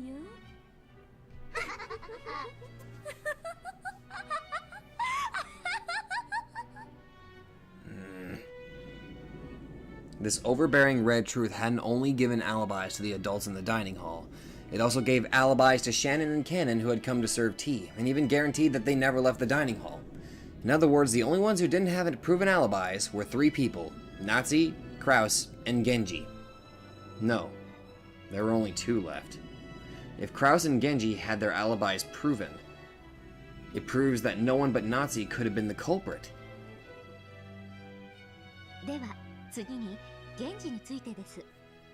彼は犠牲者ですが、いとこ部屋での犯行に及んだ後、自らも殺された可能性も否定できません。そして何より24時に2階廊下にいましたが、その後夏日の電話の取り次ぎのため使用人室に戻り孤立します。Was the crime also possible for Genji, who was in the mansion? ということは、源氏にも犯行は可能なはず。赤で語るわ。源氏は電話の取り次ぎを終えた後、そのまままっすぐ控え室に戻っている。証拠も証明も封印もアリバイもなく、ただ冷酷に真実をね。Damn. そして午前1時、親族会議は再び小休止となり、ローザがゲストハウスへ戻ります。この時、本当に協力に感謝します。後宮エヴァさん、ご起立を。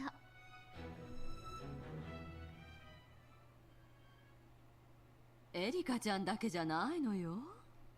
私もきっと今夜何かが起こると思っていたわ。彼女こそは私に封印を教えてくれた方。そして私と共に疑わしい人物のアリバイを確かめるために協力してくださいました。 Damn. 私は午前1時の小休止の時、源氏さんの控室に行き、エリカちゃんと同じ封印をしたの。つまりこれが破られていなかったなら、午前1時から翌朝までこの部屋は誰も出入りできなかったことになる。The murderer of Genji is also limited to the span between midnight and 1. 続けてカノンさん、熊沢さん、ご起立を。 Kanon rose expressionlessly and Kumasawa got to her feet timidly. お二人は朝、起きてくるのが遅い源氏さんを起こしに行きましたね。そしてその時、扉に封印がされているのに気づき、それを破いて扉を開きましたね。はい、何かのいたずらだろうと思いました。あの時はそんなことは深く気にしませんでした。感想は聞いてません。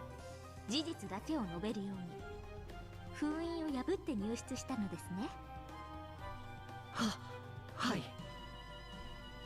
赤き真実でエヴァとカノンと熊沢の今の証言が真実であることを保証するわ。エヴァは午前1時に源氏の控室に封印をし、それは朝の事件発覚時にカノンと熊沢に破られた。面倒だからさらに付け加えるわ。午前1時の小休止で最初に食堂を出たのはローザとエヴァよ。エヴァが戻るまで食堂の人間は全員その場にとどまっていた。エヴァはローザを見送った後、控室へ行き封印を行った。無論その際に室内には一切立ち入っていないわ。これらはすべて関係者からの事情聴取で分かったことです。根拠なき赤き真実ではありません。証言から構築された正当な推理による真実です。証言だけでなく指紋の採取、各種科学捜査、可能な限りを尽くしました。何しろ金蔵さんの書斎はあらゆる薬物の宝庫。赤き真実に限りなく近い究極の真実である各種の調査結果を得ています。はあ、サイエンスミステリーではないのでその詳細は割愛しますが。As Erica swaggered around the cathedral, she arrogantly touted her scientific knowledge. She had thorough knowledge of all the chemicals in Kinzo's study and had used them to conduct a scientific investigation, which had now been acknowledged and made into a red truth by Bernkastel. She didn't explain the details, but she had obtained results that were convincing even without the red truth. Collecting fingerprints with aluminum powder, component analysis of the mud under someone's shoe, and various chemical reactions from the clinging rainwater. Good lord. Erica just walked into someone else's study several times and used several chemicals however she pleased, all without asking the family's permission. However, no one could fault her for this. The pieces couldn't hinder any action the detective might take for the investigation. That's the power of the detective's authority. 我が物顔とはよく言ったものよ。次より探偵を名乗る者は決して客人として迎えぬよう出会う者たちに忠告しよう。Okie dokie. それがよろしいかと思います。 Beato's word of advice. 探偵に雨宿りを許すなんて吹きつきあまりないことなんですから。以上から源氏の控室へ至り犯行を行うのが可能なのもまた24時から午前1時までであることが証明されたわ。そしてさらにエリカの調査によって源氏にもいとこ部屋へ至るのが不可能であることが証明されたわ。It had already been made clear in red that, after transferring the phone call to Natsuhi, Genji had gone straight back to the waiting room, and because of Erika's scientific investigation, further red had been added, saying Genji never left the mansion after midnight. Because of this, it's been made clear that Genji couldn't have reached the guest house, much less the cousin's room. Genji has an alibi. Damn.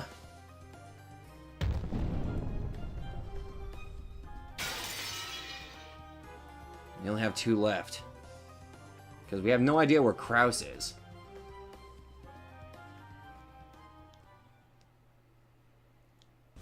残るのはクラウスと夏日だけだわ。それ以外の全員のアリバイが証明されちゃったじゃない。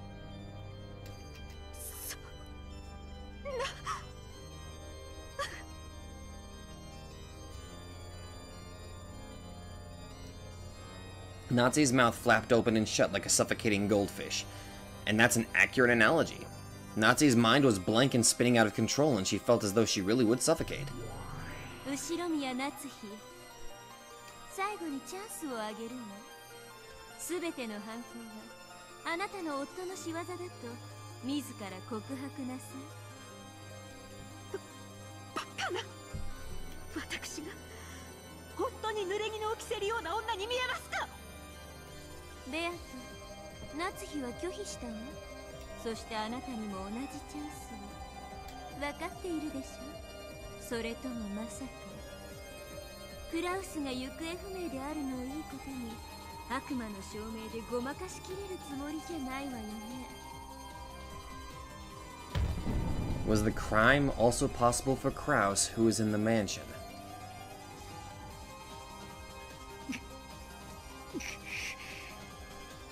Beato realized that they were rapidly approaching the end of this battle. Normally, these alibis of Erica's would still have the many places that Beato could argue against using the blue truth. However, all those alibis had been accepted by Burn Costal and Lambda Delta as red truth, and Beato no longer had any room to argue.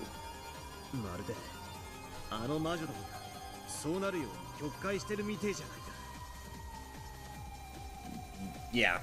そうですね。ゲームマスターのラムダデルタ教が納得したなら、その最後に残った真実に基づかれ、続く世界が紡がれる。その最後の真実が本当の真実とどれほどかけ離れていようとも。クラウスおじさんが犯人のわけない。おじさんは何者かに監禁されてるんだぞ。いや、そうと夏日おばさんを電話でうまく騙した可能性も否定できないバトラ君は夏日とクラウスを疑っていますか？それはエリカの真実は卑劣な構築ですが正当です。魔女と結託しているとはいえ赤き真実で認められています。つまり嘘だけで構築した偽の真実では断じてありません。つまりエリカの真実でも筋が通るのです。夏日やクラウスが犯人という真実も全くありえなくはありません。それが虚構であろうとも筋は通る。Damn it, but would they really kill their own daughter? 真実と同じ価値を持った虚構なのです。その二つの真実のどちらを信じるか、それはバトラ君自身が自ら決めることです。いや、俺は夏日おばさんとクラウスおじさんを信じるぜ。確かに金でトラブルがあるのは知ってる。だがそれでも俺はおばさんたちが犯人だと信じたくない。いや、信じられない。これだけ赤で着実に追い詰められたこの盤面上でどうやったら夏日を逃がせますか？わからねえ。だが絶対に屈したくない。夏日おばさんは卑劣な罠にはめられただけだ。エリカの推理はまさにそれに踊らされたものだから、エリカは意図してかせずしてか本当の犯人の片棒を担いでるんだ。エリカが夏日おばさんを犯人だと告発し、そしてこの場にいる誰もがそうだと信じても、ならばこそ俺だけは夏日おばさんを信じたい。 If everyone believes it's her, will that become the truth? If everyone accepts a lie, will that become the truth? Must an honest person be dragged up to the guillotine all alone and tainted by the liars? 俺は誰も夏日おばさんを信じないならむしろ俺が信じてやる。本当の真実は全員が納得したら決まるものじゃない。徹底的に双方の可能性を検討してその上で至るもんなんだ。だからこの法廷は嘘っぱちだ。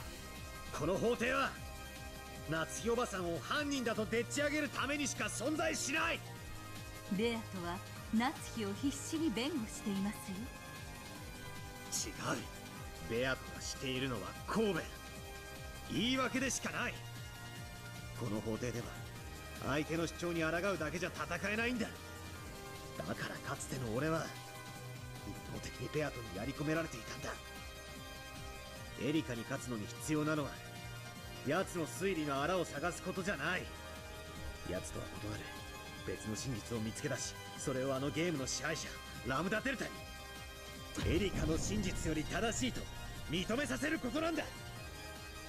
ベルンカステル教の示した赤き真実に抵触せずに夏日が犯人でない真実を紡ぎ出せますか？わからない。だが俺が夏日おばさんが犯人だと信じない限り絶対に別の真実がある。仮に事件の犯人は魔女ということになってもいい。正しくない真実によって夏日おばさんに濡れ衣を着せられるくらいなら。Damn. 夏日が犯人であるとこれほどの赤き真実を突きつけられてもあなたは信じないのですね。ああ、物事ってのは常に信じるやつと信じないやつがいるべきなんだ。たとえいくら証拠が積み重ねられようとも誰かが潔白を信じなきゃならない。世の中には証拠じゃ示せない真実なんていくらでもあるはずなんだ。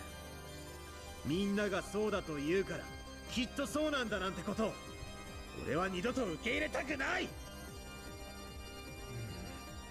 How can you be sure that there's nothing on the backside of the moon if you've never seen it? Is there some reason that you have to believe it? Until you see the back of the moon with your own eyes, you can't deny either the possibility that nothing is there, or the possibility of a thriving culture of space bunnies. You should never assume something is the truth until you actually check it. This court is a malicious thing, trying to force a single interpretation on a truth that cannot be checked. I believed there was a society on the backside of the moon, but that was an elementary school and I was made fun of and laughed at. So I thought it was embarrassing to think that a society lived on the moon, and I threw away that belief. I'd been told by a book my mom read me that rabbits lived on the backside of the moon, so I'd believed that for a very long time. But when everyone said that was wrong, I abandoned that truth without even trying to check it. Even without evidence, I abandoned the truth I believed in. And now everyone is starting to believe that Nazi Obasan is the culprit, even though no decisive evidence has been shown.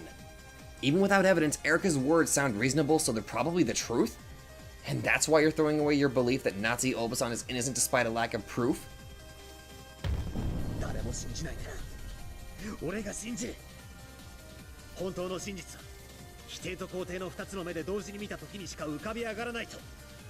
奴らが夏日おばさんが犯人だといくら信じさせようとも俺は犯人じゃないと信じる。それを捨てない。Damn. ではあなたに私から一つだけ赤き真実を授けましょう。Oh? 私が真の意味で戦う意志を持ったあなたに送るたった一つの力です。Okay. 力？有限の魔女ワルギリアの名により、いえ、先代の魔女ベアトリーチェとしてあなたに赤き真実を託します。後ろ宮夏樹は犯人ではない。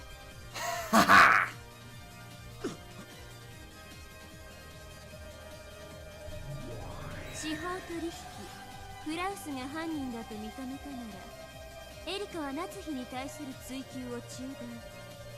以後は所在不明のクラウスが犯人ということで追及を。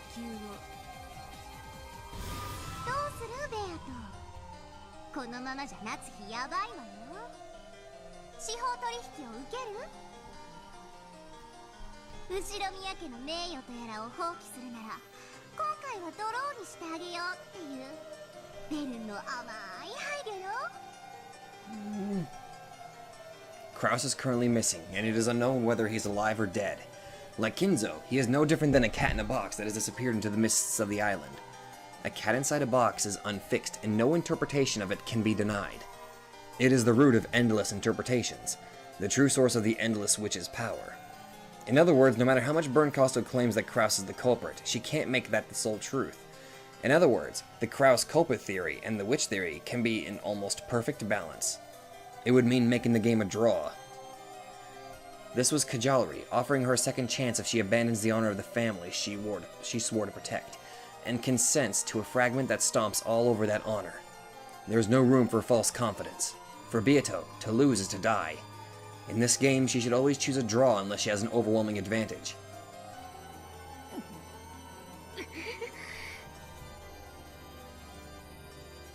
夫を犯人呼ばわりなどさせません。夫は後宮家次期当主、後宮家の栄光を受け継ぐ唯一の人間です。その人間に犯罪者の汚名を着せるなど断じて許しません。良いのか夏日、クラウスを疑ることを放棄するならもうそなたしか残らぬぞ。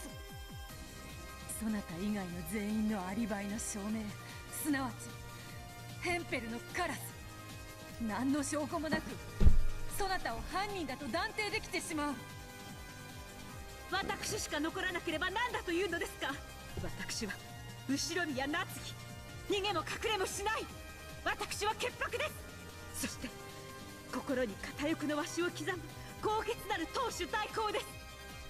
私を罵りたければ罵りなさい、あざけりたければあざけりなさい。誰にも虚実で私の名誉を傷つけることなどできはしないのです。 Damn. With a dignified voice, Nazi stated her case openly before the witches above her. However, this response of hers might have been exactly what Bernkastel had intended. 夏日は取引を拒否。ベアとは分かってるわね。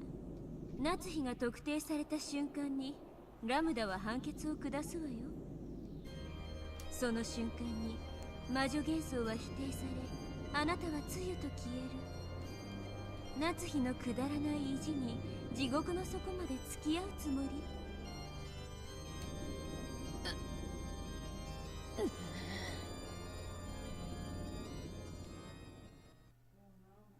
リーチ、あんたはよく戦ったわ。ここが潮時よ。夏日を説得してなんとかギリギリの妥協策を。ラムダデルタ教もベルンカステル教も真の敵はお嬢様ではなく退屈そのものです。このゲームをまだ繰り返し遊びたいはず。お嬢様が譲歩するところを見せれば次のゲームに仕切り直すはずです。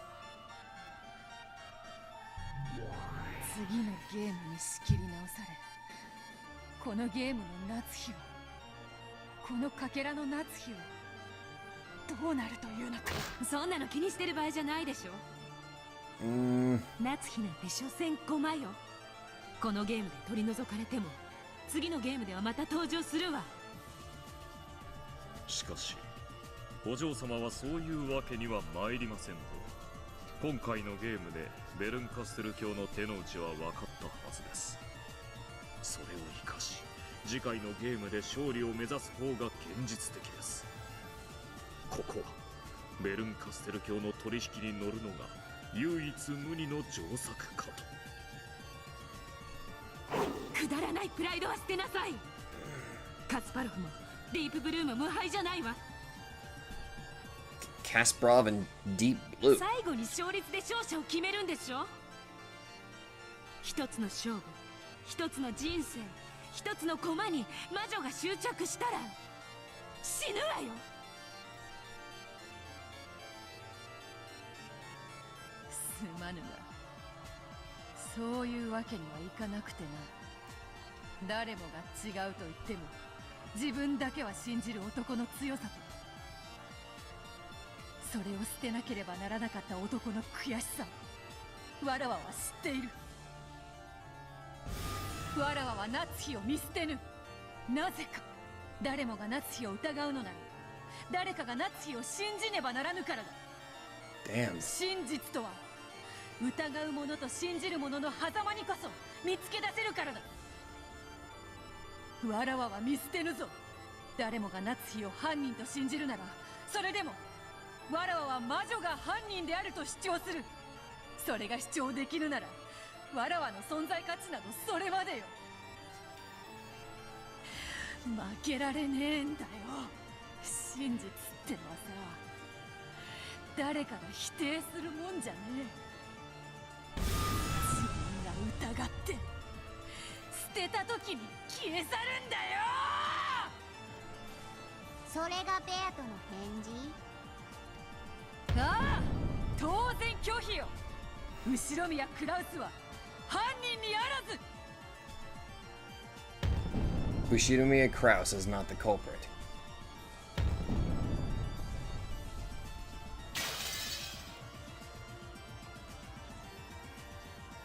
Oh boy.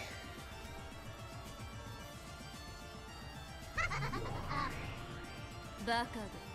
もう取り返しはつかないわよ。愚か者の短気にふさわしい報いを受けなさい。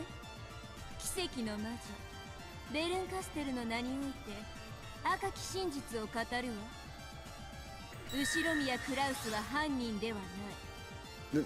Then who the hell does... そしてとっくに殺されてるわ。Oh. あんたに電話で声を聞かせた直後にね。Oh. そんな。あだった。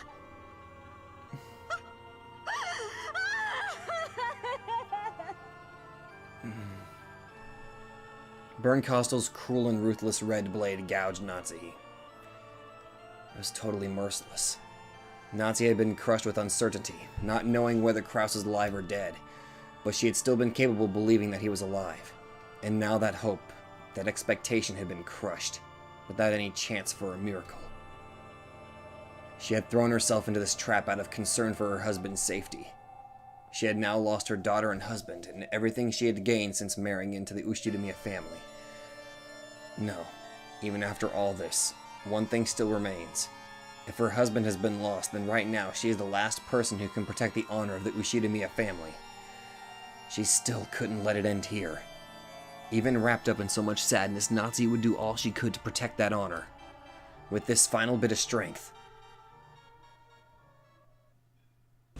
いいえ、これで終わりよ。残りの食堂の人間は全員1時まで食堂を出ていないことは赤き真実で確定してる。つまりもう夏日以外全員のアリバイは証明されてる。 Everyone in the mansion besides Natsuhi has an alibi.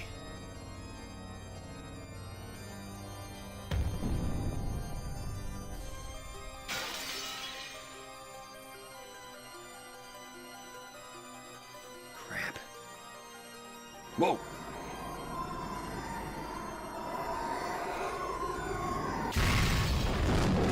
Good lord! Wasn't expecting that. エリカ、ベルンカステル、あなたたちは後宮夏日以外に犯行が不可能であることを証明しきったわ。 Then wait a minute. If okay,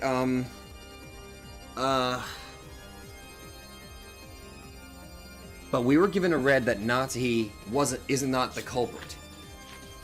So then who? 主文から読み上げようかしら。被告後宮夏日は1986年10月4日24時に先に就寝すると偽り自室へ戻るふりをして午前1時までの1時間の間にジョージ、ジェシカ、マリア、ローザ、現地の5人を次々殺害したわ。主文追加。状況証拠からクラウスの殺害も追加を。そうね。クラウスを殺せるのだってこの状況じゃ夏日以外に考えられないわ。主文を訂正するわ。午前1時までの1時間の間にクラウス、ジョージ、ジェシカ、マリア、ローザ、ゲンジの6人を次々殺害したわ。殺害可能時間はいずれも24時からの1時間の間だけ。その1時間の間にアリバイを持たない犯行の可能な人物は後宮夏日だけだった。以後ゲームは被告を真犯人として扱い進行。また事件が人間の犯行で完全に証明されたため無限の魔女ベアトリーチェ当幻想法廷はあんたの存在をここに否定することを宣言するわ。抗弁の機会があるけど夏日のアリバイを証明できる？もしくは夏日以外が犯人の可能性を示せる？それさえできれば夏日は黒ギリギリのグレー止まり。あんたの存在否定は今回は保留されるけど。If Nazi had an alibi, Beato would have shown it long ago. In fact, wasn't the whole point of that trap to make her lose her alibi? アリバイの証明などなくともわらわは夏日の無実を信じるぞ。そなたらが偽りの真実をどう決めつけようとな、わらわこそが真犯人である。夏日は無実である。たとえ証拠がなくとも。真相、六軒島の夜の主、黄金の私は後宮夏日。夫なき今、私が後宮家の当主です。我が心、いかなる恥ずかしめにもくじけることがありません。それはなぜか、お父様が私に心に片翼のわしの紋章を刻むことをお許しくださったからです。私の心臓に刻まれた紋章と名誉をあなたの証拠とアリバイとやらはどう否定できますか？できません。私の心に刻まれた後宮家の紋章は不滅なのです。 Now that Nazi and Beatrice had practically been placed on the guillotine, they cried out with all the strength of their determination. However, that did nothing except bring a cold smile to Lambda Delta's face. Erica had constructed a truth that Lambda Delta could accept, and no one could construct a more convincing truth to deny Erica's.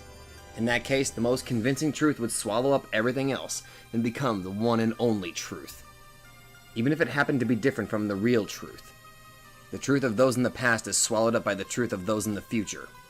This can happen even for a mixture of truth and lies, as long as everyone acknowledges it as true. よく吠えること。私は魔女が火あぶりになるときは命乞いを泣きわめく子が一番好きよ。あんたみたいな虚勢を張るのは一番興ざめなの。だからその虚勢を打ち砕く赤き真実を私からの最後の贈り物としてあげるの。何ですか？よせベルンカステル卿、もはやそなたの望んだ真実が上書きされるであろうが、その真実と夏日の真実を相入れるはず。怪我さないでやってくれ、頼む。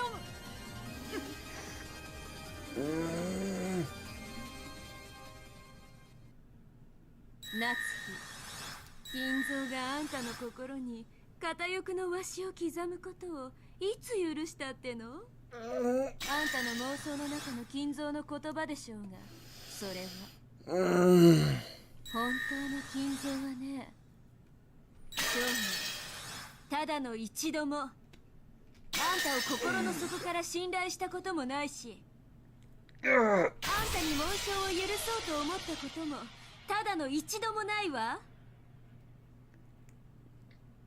God! When that heartless announcement was made, Kinzo stood up. 夏希、耳を貸すでない。そなたの心に刻まれた紋章は誰にも汚されぬ。そなただけのものだ。後宮家の最後の当主としての誇りを永劫に忘れるな。夏日。やかましいわ。消えな夏日のゲロカス妄想。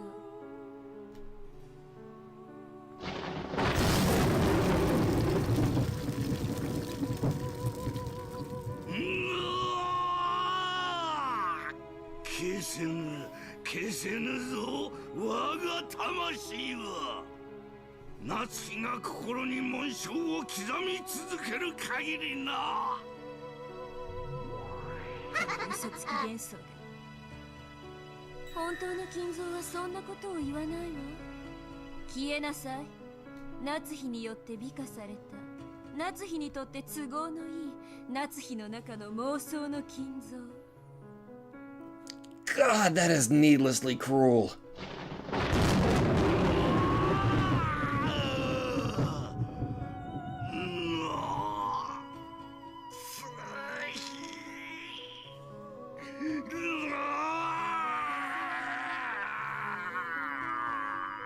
Damn!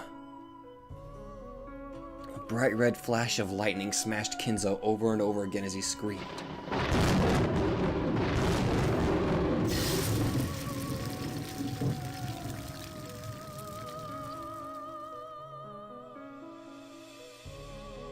Then he crumpled like a doll and sat back down in his chair as though nothing had happened. The fierce emotion had left Kinzo's face. He had truly become like a wax model, and so he would never again share kind words with Natsuhi. That's right. The true Kinzo never once trusted Natsuhi during his entire life. The true Kinzo never once thought about allowing Natsuhi to bear the one-winged eagle. Because of course, Kinzo had already vanished before the start of the game. The Kinzo that appears in this game is nothing more than Natsuhi's delusion. Everything about this Kinzo, who believed in Natsuhi and entrusted her with protecting the family honor, was a phantom, created by Natsuhi. 哀れな後宮金蔵の信頼を生涯得られなかった真実を今こそ正視しなさい。Good God!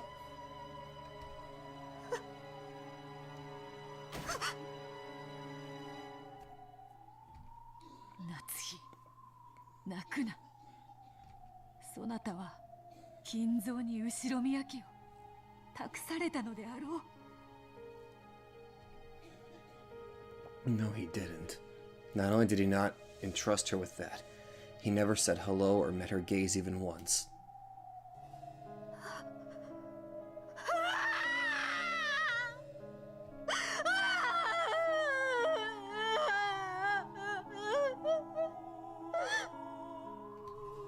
Natsuhi's cry was a mixture of sadness and many other emotions, and it echoed throughout the cathedral.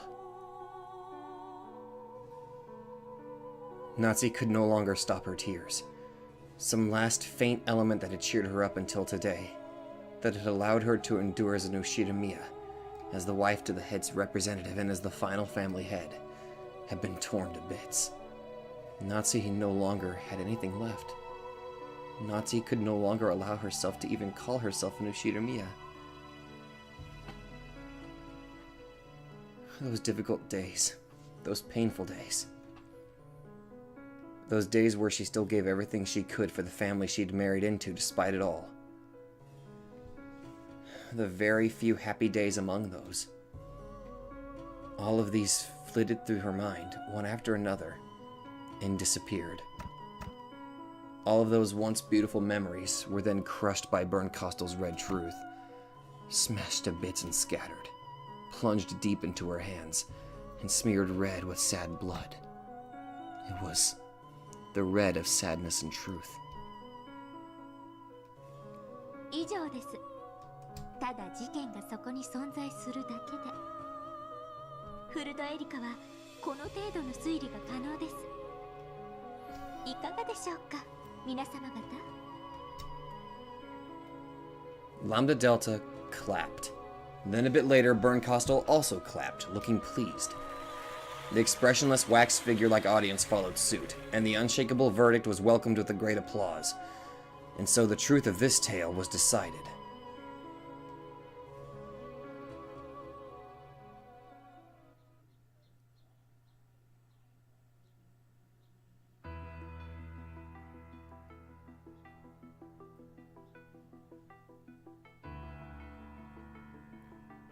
Right now, no humans exist on this island except for those in this parlor. And with one exception, it has been shown that none of them have committed murder. And the culprit is among these people. Oi, oi. となると、決定的じゃねえか。魔女が犯人で、魔法で殺人を犯したわけでない限り。Okay, so we're back here now. あんたなの？あんたがジョージを、主人を殺したの？どうしてよ？どうして？私は殺していません。私は何も。In a panic and with a voice that really couldn't be called flowing, in a manner that was, to put it coldly, unsightly, Nazi Obasan denied the suspicion placed upon her. However, there was no longer any way around it. あなたが犯人です。後ろ宮夏日さん。Red-faced and tear-streaked, Ava walked up to Natsuhi and grabbed her by the collar.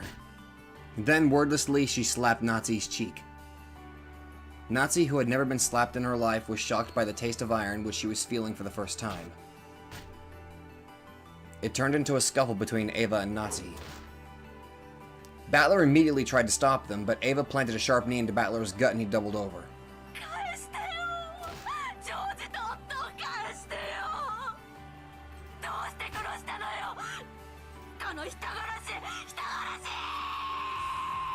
Good God!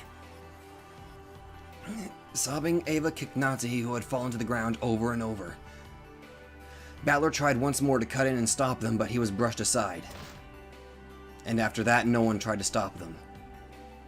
Repeating her son and husband's names over and over, Ava kicked Natsuhi and kicked her. Then she started grabbing whatever her eyes fell upon and throwing it. Natsuhi was hit with a steaming teacup, hit by a can of black tea, and whose tea leaves fell out all over her. She was kicked, her hair pulled and dragged. Fuck, man!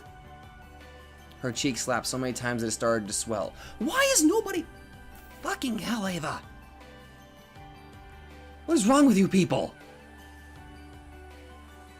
No one tried to stop it. You're all fucking cowards! Sorry. I'm gonna calm down now. It wasn't because they were worried about Ava kicking them too. It was because they thought it an appropriate act of retribution for a person who had lost her beloved son and husband. A proper retribution. A proper truth. Everyone in the parlor accepted that Nazi was the culprit. They accepted the truth Erica claimed. So it became a proper truth and Nazi was designated as the proper culprit. She had already lost the husband and daughter who might have protected her, and even Kinzo, who should have given her a final bit of strength, had already vanished like a bubble in the ocean of illusions. No longer would anyone protect her. No longer would anyone believe her. She was now the true culprit. Ava's shoulders heaved with her heavy breathing. Apparently her anger still hadn't abated. Erica patted her shoulder and made Ava take a step back. Of course, this wasn't to protect Nazi from violence. It was to further humiliate Natsuhi now that she had been branded as the culprit. 夏日さん、私は3つの謎の2つを解きました。フーダニット、ハウダニット、そして最後の謎、ホワイダニットは犯人が自ら告白しなくてはならないと決まっています。どうかミステリーのルールに従い告白を。これが三流ミステリーなら、そろそろ夏日さんが高笑いを始めて罪を認め悲しい過去話を始めるタイミングなのですが、まさかそれまで私がしなくてはなりませんか？私は犯人じゃありません。誰か信じて。私は何者かに夫を人質に取られ脅迫されて罠にはめられただけなんです。 Nazi, with her hair a mess and her face red and tear-streaked, protested to everyone, but no one met her gaze, because it has already been resolved that Nazi was the culprit. Because Lambda Delta had acknowledged that the culprit of the tale was Nazi and woven it that way, none of the pieces would pay any heed to Nazis. To the culprit's words. 夏日は犯人ではない。我こそは黄金の魔女ベアトリーチェ。そなたらが夜の闇に怯えた年頃よりはるかに前から君臨する六軒島の夜の支配者。なぜわらわの罪とせぬか。なぜ夏日を疑うのか。わらわを認めよ。すべてはわらわの犯行ぞ。人間が犯人ということなど断じてあってはならぬわ。 The illusion of the witch had already been crushed and Beato's voice didn't reach anyone. The verdict had already been made. Everything had been decided. 聞こえてないわよ、誰にも。あんたは幻、ただの幻想。お帰りなさい、ただの肖像画に。金像の幻想を親族が共有することによって生まれた儚い幻の魔女。それがこの世界の選んだ真実なのよ。さあ、大ラムダデルタ教、この魔女を語るおこがましき愚かな幻想を今こそ葬り去りたまえ。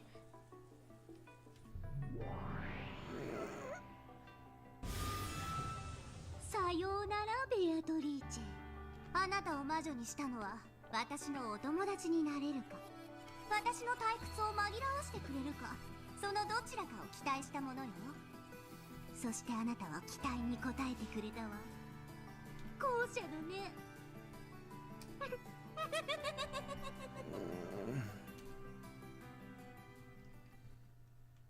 わらわは魔女であるわ。ラムダデルタ教に認められずとも魔女であるわ。私が後見人にならなかったらそれを信じることもできなかったくせに。さあ、あなたはこれでゲームオーバーよ。あなたを葬る方法はあなたのゲーム版のルールに従ってあげる。あなたのゲームでは敗者はどうなるんだっけ。すでにベアトが過去のゲームで一度はっきりとそれを見せてくれてるわ。生きた肉の塊にしてヤギの晩餐会に放り込んで食い散らかされるのよ。ふさわしい最後だわ、ベアトリーチェ。高慢ちきなあんたの断末魔が聞きたくてはるばるこんなところまでやってきたのだから。 Good lord.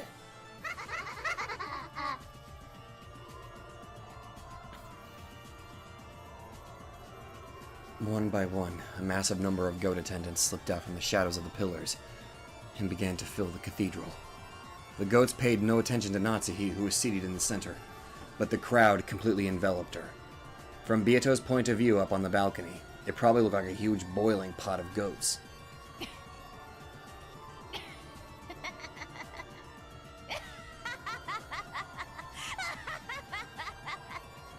そうであるな。もとよりそういう契約であったな。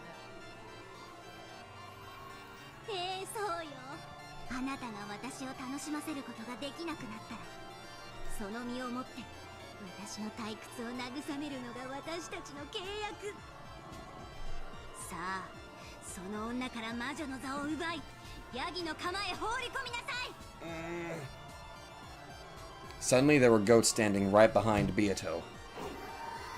They lifted her up roughly. 良い悲鳴を聞かせてね。あんたはこの日のために寝かせてきたワインよ。ならばそれを聞かせぬのがわらわの最後の一子である。やった、言わせた。それを捨て台詞にしてくれる子が聞かせてくれる悲鳴が最上級なのよ。もちろんベアトリーチェ。 I don't know, I think Kinzo's is better. The goats carrying Beato no longer viewed her as their master. After holding her up above the pod of clambering goats which were snorting heavily in anticipation, they threw Beato's slender body into the air. All at once, the squirming goats faced the heavens and raised their arms. It was almost as though they would be able to forget their pain for just a short while by devouring her flesh. As she flew through the air, Beato tried to smile boldly, but it was so stiff that it seemed even more pathetic. Greatly pleasing Bern Costal. When Beato fell into the pot, the goats caught her. Of course, they didn't do it gently. The arms of countless ghosts pulled at her flesh to keep it for themselves. They tried to tear her to bits. It didn't have to be flesh. Hair, fingernails, shoes, even bits of her dress worked just fine. The mouths of those goats were the gateway into hell. However, Beato was too big to enter into that gateway, so they had to chew and tear her into bits small enough to fit into it. Beato let out a bold laugh. She laughed from inside the pot of goats. However, her expression was very different from the one she had wanted. It was an expression not of a witch, but of a single human yelling in her death throes.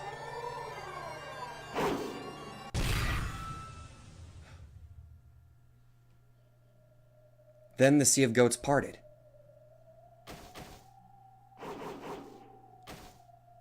Dalinar leapt forward, slicing all the goats in her path with a single flash of her longsword.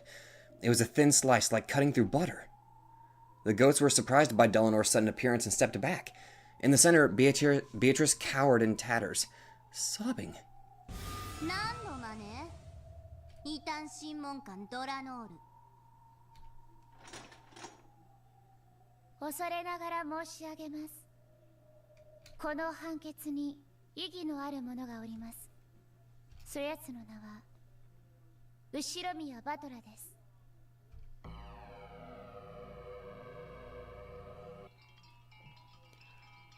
All of the goats stared at Battler.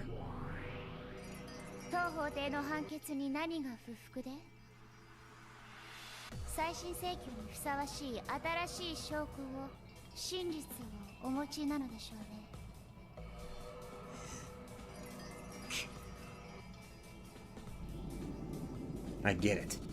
Dalinar is offering me a helping hand. If she hadn't jumped in here, it'd be all be over. And now I fully understand how I'm supposed to fight. But because I understand how, I am unable to fight right now. After all, I can't win by simply countering Erika's truth. If I want to deny her truth, I'll need to present a different one. And I still don't have a clue what that truth is.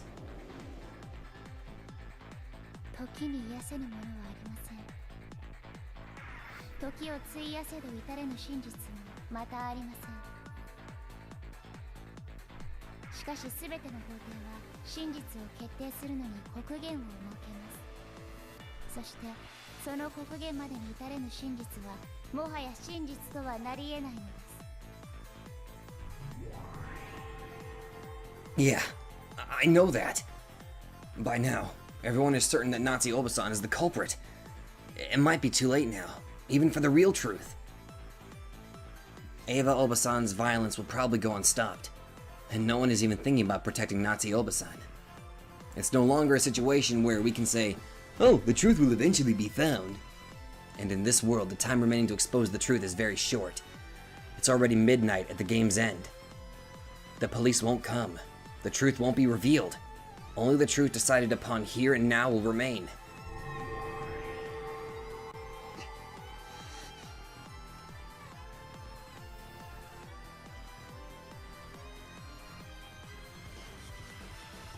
I slowly stood up and walked in front of Beato and faced Dalinar. I have no plan. I don't know the truth. However, if I don't jump in now, I won't get another chance to fight. The red used by Erika's group is mercilessly strict.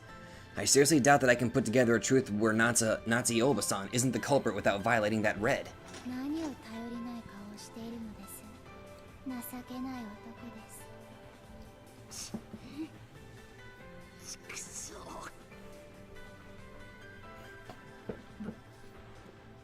Battler. お前を殺すのは俺だ。その約束を俺は守りたい。なのに、今の俺には何の策もない。良いのだ。この世に真実などない。それは後から作られ上書きされるのだ。本当の真実なんてどこにもないのだ。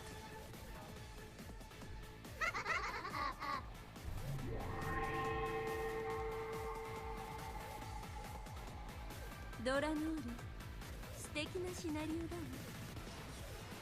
やはりお姫様の処刑にはナイトが現れないと面白くない。そしてその眼前で弾頭を見せてやるのに勝るものなし。古き駒と用済みのプレイヤーたちをまとめて葬り去りなさい。御意です。大ベルンカステル教に栄光あれ。我こそは首席異端審問官ドラノール・エノックス。 Hello again. いざ参られ後ろ宮バトラ。こうなりゃ破れかぶれだ。俺のわらがけ見せてやる。 The only reason Erica's theory is so strong is because of those seals. She was given red so quickly just because Lambda Delta easily bought the alibis created by those seals. But the seals aren't red truth. Just sticking paper in a door crack is far from perfect. There's no way someone like that can prove anything with certainty. 始めなさいバトラー。愛しのベアトリーチェと一緒にヤギたちに肉片にされて混ぜこぜになってみる。ああ、そのひき肉にはあんたの大切な妹のひき肉も混ぜてあげるわ。 You really had to bring her up. 素敵な合いびき肉になるでしょうよ。皮に包んで蒸して小籠包にしてやっぱり醤油でしょ。フライパンで焼いて卵を乗せてケチャップが最強よ。 I hate those two things mixed together, sorry.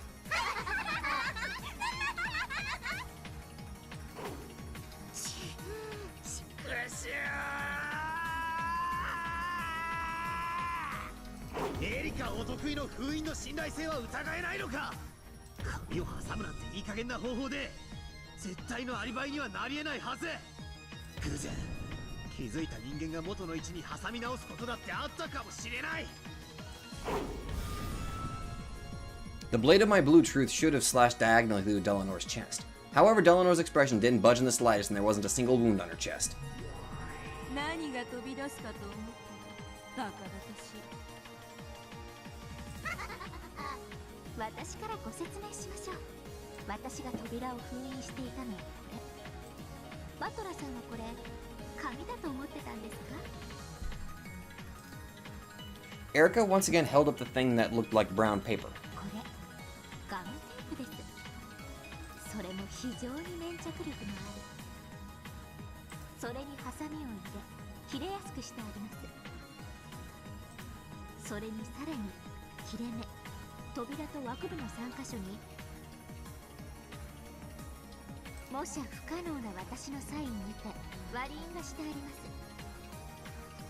す。よって痕跡を残さずに剥がすことも貼り直すことも一切できない。抜刀申請石剣承認。 Oh boy. 以上により封印の完全性が保証されました。ミスエリカの封印は何者にも破れずごまかすことはできないのです。エリカの封印は認めよう。だがエヴァおばさんがした源氏さんの部屋の封印は違うはずだ。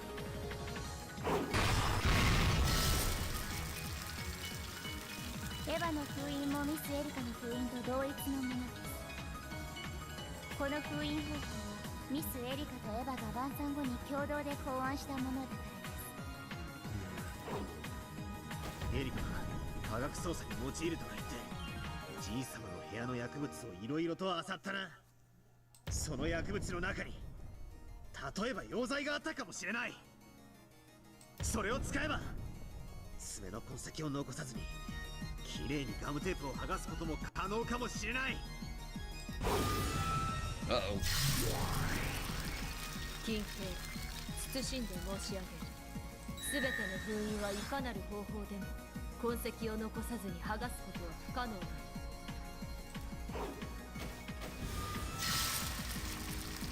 近景謹んで申し上げる。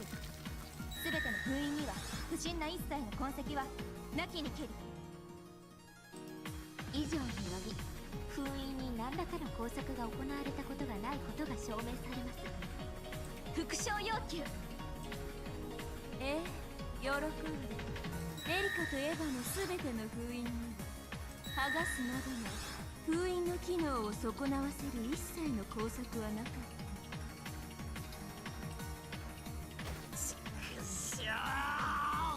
Come on, man. なんとか残るようなガムテープをあちこちにベタベタと貼りやがって。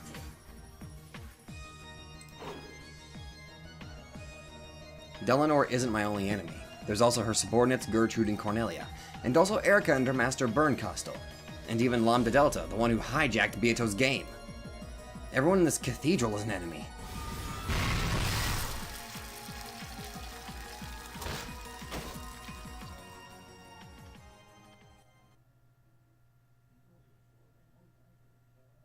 That fierce rush of red immediately repelled my feeble truth. It's obvious why. I don't have any alternative truth. Even at this final stage, I have nothing. 封印の議論だけで終わりですか？全力で来る約束です。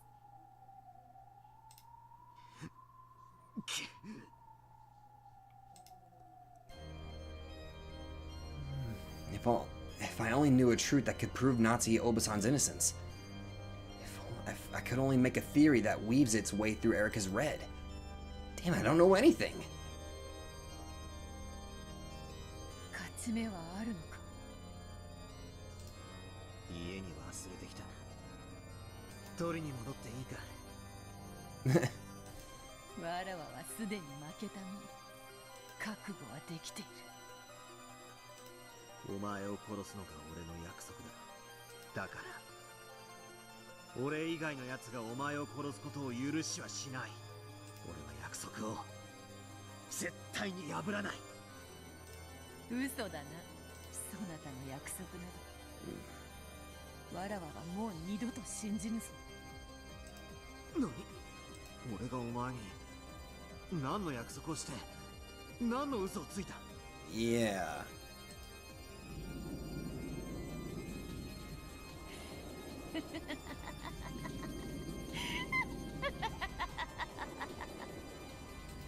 そなたの言葉でわらわは地獄を受け入れられるというもの。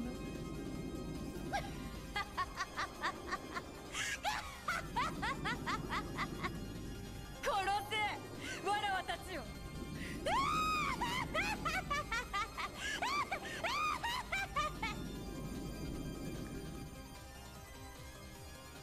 Beato let out a shrill cry, overcome with laughter. It was a broken laugh and tears streamed down her cheeks. Battler's words could no longer reach her ears. She kept on laughing insanely like a broken record. それで終わりですか？情けない。やはり失望です。後ろ宮バトラー。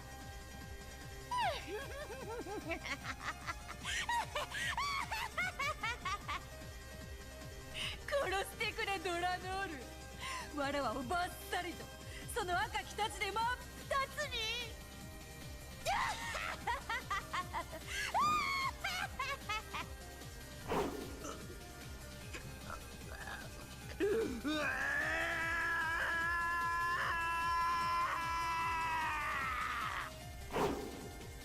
ゲストハウス2階へ。ラウンジを通過せずに至る方法、いくつを勝て。エリカは窓やらを封じたと主張しているが、侵入可能な全てを封印できたことは証明できていない。エリカに発見できなかった侵入口 X を封印できなかった可能性がある。 Oh boy. ノックス第3条。秘密の通路の存在は禁ず。ミス・エリカは探偵として全ての侵入口を封印しています。探偵に発見できない通路は秘密の通路です。よってミス・エリカに発見できない侵入口は存在しないのです。ラウンジのエリカの見張りが完璧でなかった可能性の提示。エリカは2時間を過ごす間、片時も目をそらすことなく監視し続けたのか。わずかの隙を突き、ラウンジを少なくともエリカの目にだけ触れずに通過することは可能かもしれない。Oh boy. 緊急謹んで申し上げる。ラウンジでのエリカ卿の見張りは完璧なり、わずかの隙も油断も1秒の見落としもなきにけり。緊急謹んで申し上げる。よってラウンジでの会合中、2階へ上がりしはローザのみなり。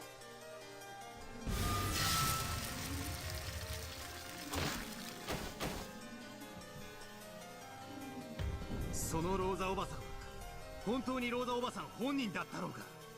何者かがローザおばさんに変装した可能性、もしくは彼女が実は大きな旅行カバンなどを持っていて、その中に誰かが隠れていた可能性もある。 Even I'll admit that's kind of a stretch.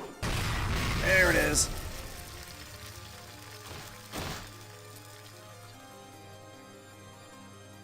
ノックス第10条、手がかりなき他の登場人物への変装を禁ず。何者かがローザに変装することを示唆する伏線は存在しません。また彼女が人間を隠蔽できる荷物を所持していなかったことをエリカは確認しています。夏日おばさんは何者かに脅迫されていた。招かれざる未知の客人 X が真犯人なんだ。どうしてこの島には俺たちしかいないと断言できる。真犯人は俺たち以外に存在するんだ。ノックス第1条、犯人は物語当初の登場人物以外は禁ず。毒物での遠隔殺人かもしれない。その死ぬと首に切れ込みができるような不思議な薬だ。Okay, never mind. I take back my previous statement. That is a stretch. それは遅効性でアリバイがありながらも。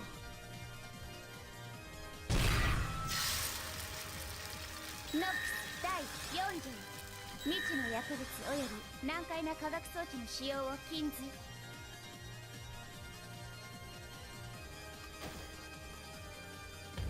いとこ部屋や源氏さんの控え室に遠隔殺人の可能な殺人の仕掛け X が存在する可能性もある。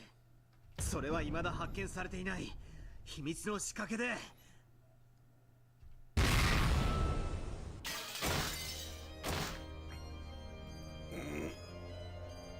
ノックス第8条、提示されない手がかりでの解決を禁ず。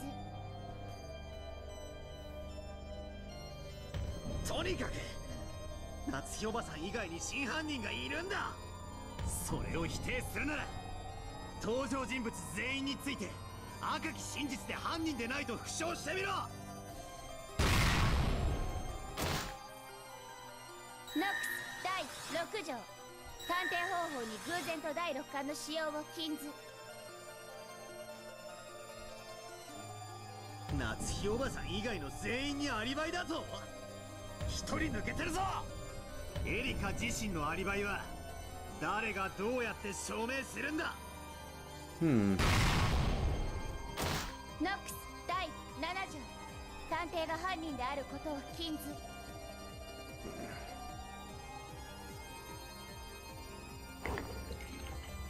現行犯でない限り夏日おばさんが無実である可能性は常に否定できないはず。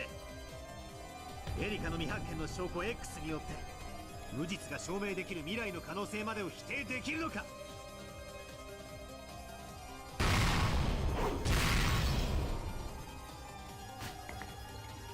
ノックス第8条、提示されない手がかりでの解決を禁ず。 That one again. この物語は悪意ある虚実に満ちている。夏日おばさんを陥れようと物語自体が罠になっている。公正な真実だけで物語を再構築するべきだ。ノックス第9条、観測者は自分の判断解釈を主張することが許される。俺が犯人で例えば24時以降にジョージの兄貴たちが死ぬように遅効性の毒を盛り、その後午前3時に戻った俺が音もなく首を切断した可能性、聞き耳のエリカに聞かれないくらいに静かに。ノックス第8条、提示されない手がかりの解決を禁ず。That one again. みんなは自殺なんだ。だから犯人は存在しない。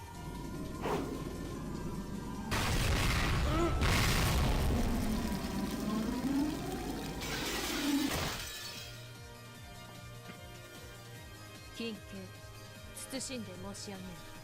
犠牲者の全員他殺なり。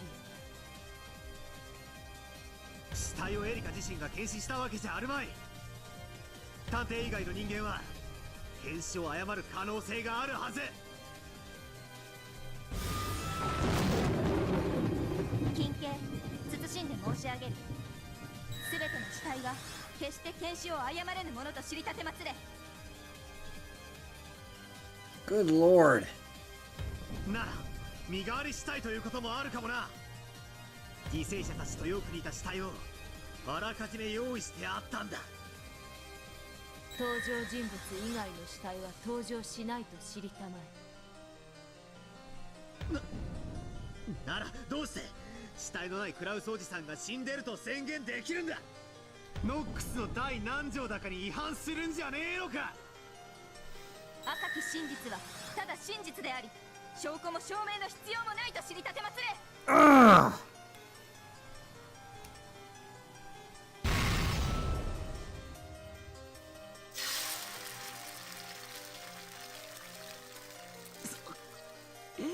そんな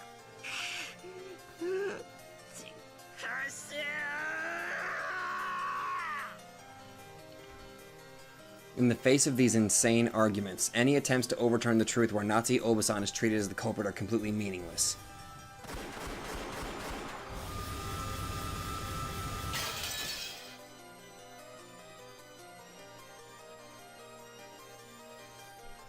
Good God, this is brutal.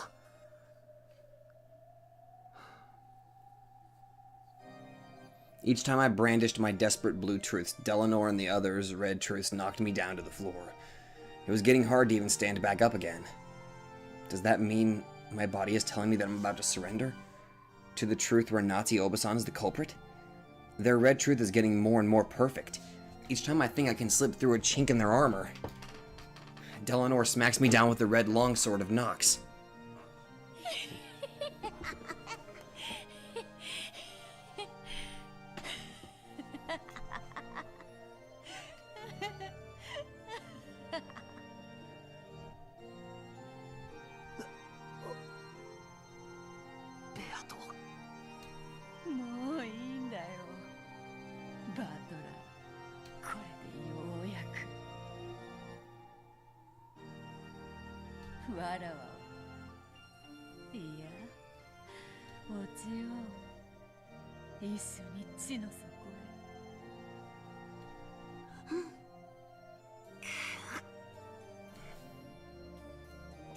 I don't want to see Beato like this.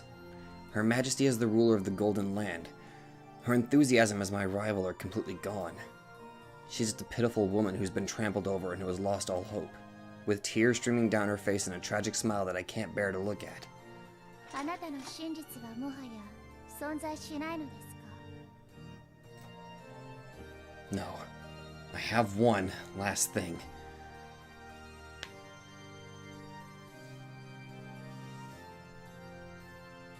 She's not saying anything. That's weird. That's not it. All I can do is prove that Nazi Obasan isn't the culprit. After that, I can't show what the real truth is at all. しかしそれでもベアトだけは助かるかもしれねえ。どうして？俺は夏日おばさんが断じて犯人ではないと示せる。だが異なる本当の真実を示せない。エリカの真実を無産させれば事件は闇に戻り、お前の生きる余地もあるだろ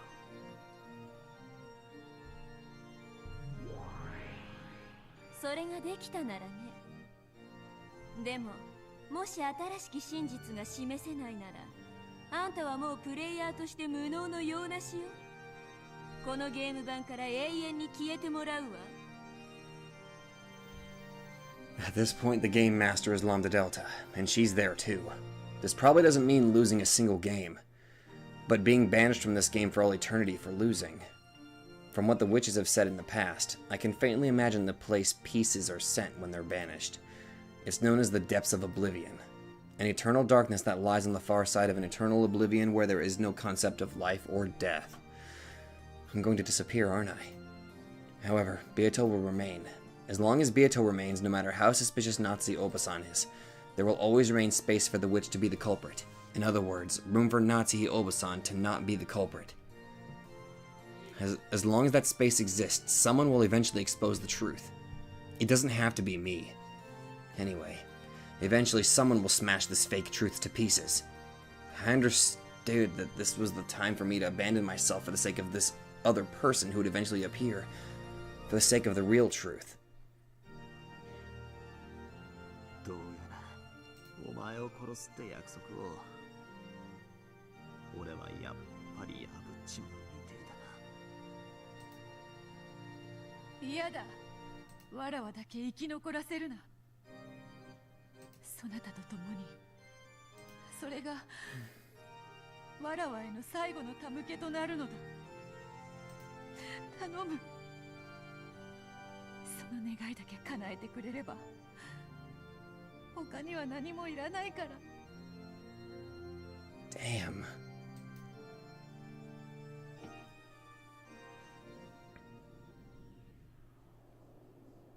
名残はつきましたか。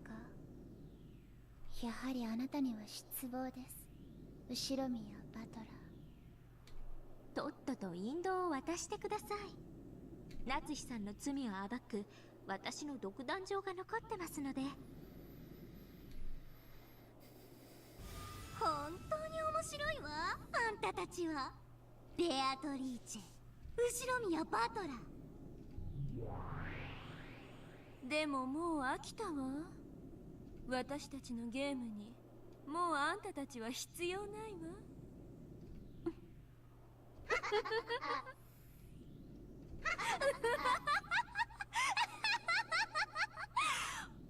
おやりなさい、ドラノール。これでおしまいです。最後の力がまだあるなら、せめて最後にそれを振り絞って見せてください。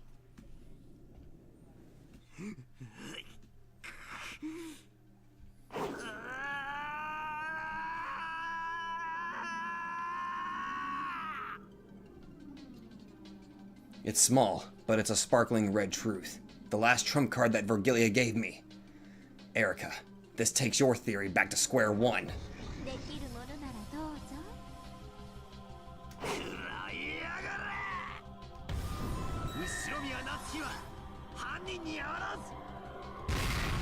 The red truth is simply truth, with no evidence or proof needed. This will make Dullin stagger. Even if that's all it does, it's the first and last strike I can make.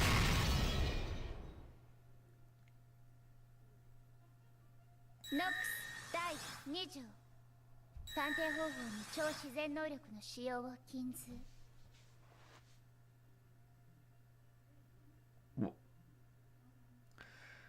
What? Huh? My red truth was blown away by Delanor's red longsword? この法廷で魔女以外が赤き真実を語るなら、それにふさわしい証明を構築してちょうだい。エリカはこれまでその手順を踏んできたはずよ。 True, Erica hadn't used the red herself even once so far. She always told Berncastle, who is a witch, to repeat her statements. あなたのその赤き真実は、あなたが自分で手に入れたものではないわ。超常存在から授けられた超自然の真実よ。すなわち推理ではない。でたらめな思いつきと同じということよ。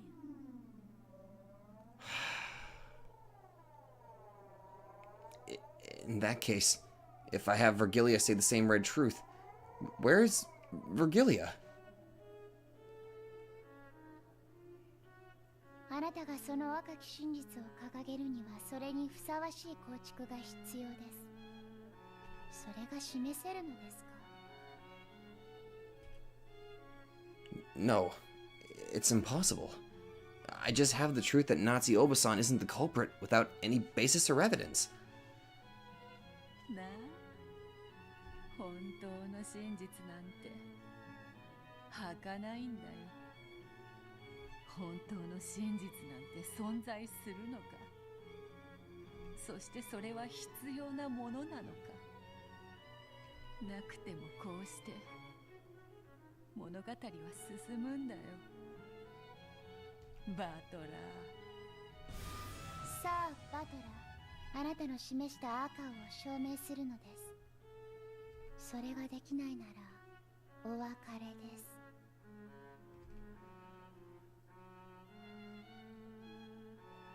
ならお別れだ。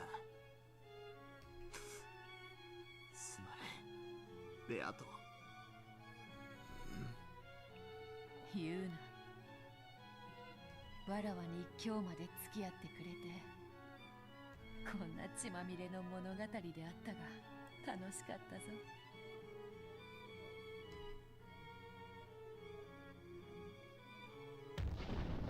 それではこれにて当法廷は閉廷です。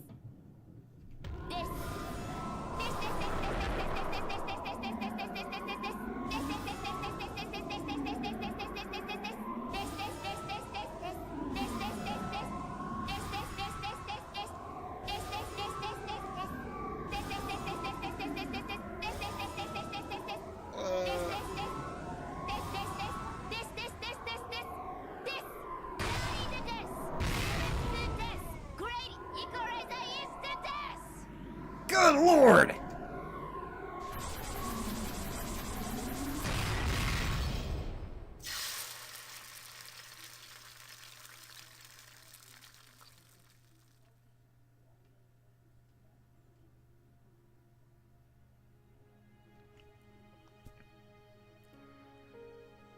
Then the trial for the fifth game was over. The detective Furuto Erika accused the culprit Ushimiya Nazi. There are three riddles that the detective must explain. The first is the whodunit. Who is the culprit? As previously stated, it is Ushimiya Nazi. The second is the howdunit. How did they carry out the crime? During the hour between midnight and October 4th, 1986 and 1 in the morning the next day, Ushimiya Nazi went to the cousin's room on the second floor of the guest house and the servant's waiting room in the first floor of the mansion. There she carried out the murders. It is only possible for the crime to have taken place during that hour, and for that 1 hour, alibis have been proven for all characters except Nazi. Oh! From the sky, a massive red longsword, even greater in size than the one Delaunor held, came crashing down like a thunderbolt, and pierced through Battler's heart, pinning him in place while he still stood. In that instant, Beatrice became a golden splash and faded away, and her former minions disappeared as well. As the heartless witches looked down at the cathedral center, laughing coldly, all that remained was Battler with the red longsword sticking through him and Delaunor.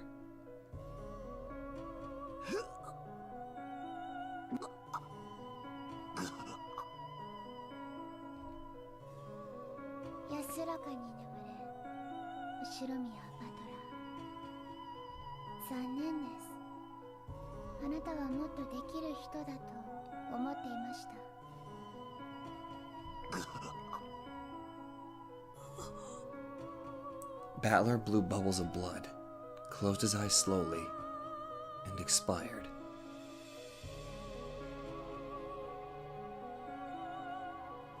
Delaunor stared on in silence, then turned on her heels when she saw his life leave him. After that, all that remained was the corpse of this sorrowful man, pierced by the sword that acted as a massive red grave marker, and lit by the faint glow let in from the cathedral's skylight.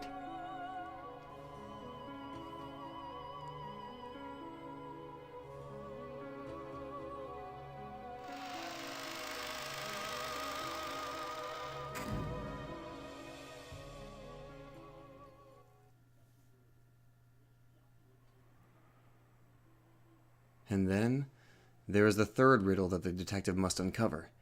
The final riddle, the why done it. Why did they commit the crime? The motive. In third-rate mysteries, there's no need to uncover this.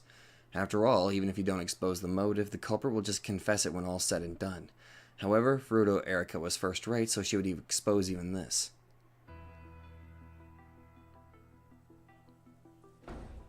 Natsuki was being confined in the parlor under everyone's watchful gazes. Then Erika made use of everyone to diligently and persistently search all places, even Natsuki's room, for clues about her motive. さて、お集まりの皆さん、このような恐ろしい殺人に何が後宮夏日さんを駆り立てたのか。探偵フルドエリカの調査により、その輪郭が浮かび上がってまいりました。それをここにご報告させていただきたいと思います。Everyone remained silent, urging her to continue. Erika tossed some of Natsuki's possessions that had been confiscated onto the table. まず、これらは夏日さんの部屋から発見された過去の日記帳です。近年ではほとんど書かれていませんが、後宮家に籍を入れたばかりの頃については詳細な記述があります。これらの多くは鍵付きの日記帳に封じられていましたが、事件の全貌を暴くために全員の承認を受けた私の権限により、これらの鍵を全て破壊させていただきました。人でなし、人の日記を読むなんて。ならあんたは何よ、殺人鬼。お前ごときにプライバシーなんてあるわけないでしょ。この日記帳から浮かび上がったのは、夏日さんはクラウスさんと特殊な事情でご結婚なされたらしいということです。Special circumstances. ここにいらっしゃる皆さんは私よりご存知なのでは？夏日さん、クラウスさんご夫婦は恋愛結婚でもお見合い結婚でもありません。いわば人質のような結婚でした。そのようなことはありません。この赤い日記帳の24ページに以下の記述があります。私は後宮家に嫁という名で軟禁された人質なのです。でも私が人質となることで全てが丸く収まるならば、夏日さん、あなたは自分が人質であったことをここですでにお認めになっています。熊沢さんは夏日さんがここに来られた当初からお世話をしていますね。当時のことを話してくださいませんか？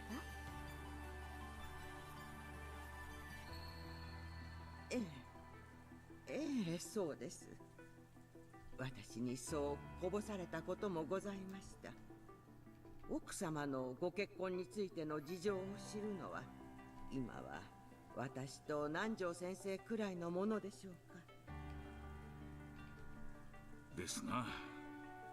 当時は金蔵さんが縦横無尽に活躍する黄金時代だった。金蔵さんはあらゆる敵を打ち倒し、経済力を拡大していったのです。夏日さんの家もそんな敵の一つでした。As though the time to talk had suddenly come at hand, Kumasawa and Nanjo openly delved into territory that should never have been touched upon again. This was concerning the period during which Kinzo was most feared for his ferocity. It has been said that though Kinzo had many assets and connections, he held a grudge after being looked down upon by members in the elite as being an upstart. Because of this, apparently, Kinzo wanted to find Kraus a wife from a noble family and use this to raise the Ushidamiya family's status. Then, he overcame Natsuki's family in a financial struggle and proposed that a marriage be performed as a method of reconciliation. And the person he picked was Natsuki. Natsuki had been raised to be clean and pure in a family of Shinto priests, making her a true noble lady. By choosing her, not only did Kinzo cause them the worst possible humiliation, he also won what he considered to be a nice trophy. So that marriage proposal was humiliating to Natsuki from the very beginning. この辺りの経緯については、今、熊沢さんと南條先生がお話しくださったものと、日記帳に記されている内容が合致します。以上から夏日さんは後宮夏日を名乗ることとなった当初から後宮家に対し激しい憎悪を持っていたことがお分かりになると思います。どうですか、夏日さん。それはお認めになりますか？ All the cold gazes turn to face Natsuhi. 確かに最初はそう思っていました。私は愛のない結婚を強要された花嫁という名の人質だとそう思っていました。です。夫は私を人質などと見下しはしませんでした。私の事情を理解し、同情と慈しみを与えてくれました。夫だけは私の理解者だったのです。なるほど、それは一理あります。確かにあなたの日記にはクラウスさんがあなたの事情を知って気遣ってくれる描写がいくつか散見できます。しかしあなたはそれをこちらの日記帳の47ページでむしろ気持ちが悪いと描写していますね。以下朗読します。クラウスの気遣いはむしろ私を惨めにさせるだけ。そうして私を恥ずかしめているのではないかとさえ思う時があります。以上から夏日さんがそんな気遣いを見せていた夫を嫌悪していたことが伺えます。 I really hate you, Erica. 待ちなさい。確かに最初はそう思ったこともあります。まだ日々を不安に過ごす私が気遣いを素直に受け取れず邪推してそう記してしまったこともあったかもしれません。私はやがてそんな夫の気遣いに気づいてその気持ちを受け入れるようになるのです。その記述は日記帳のどこにも登場しませんが、日記にさえ書かない秘められた気持ちというものもあります。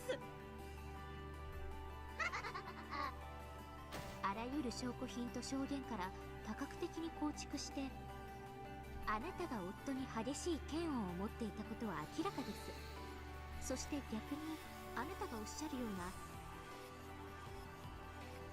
I am really, really hating you. やがて受け入れるようになっていったことを示す証拠は存在しません。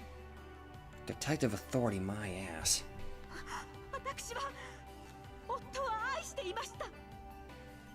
その発言を赤き真実に昇華させる証拠、証言の構築はできませんよね。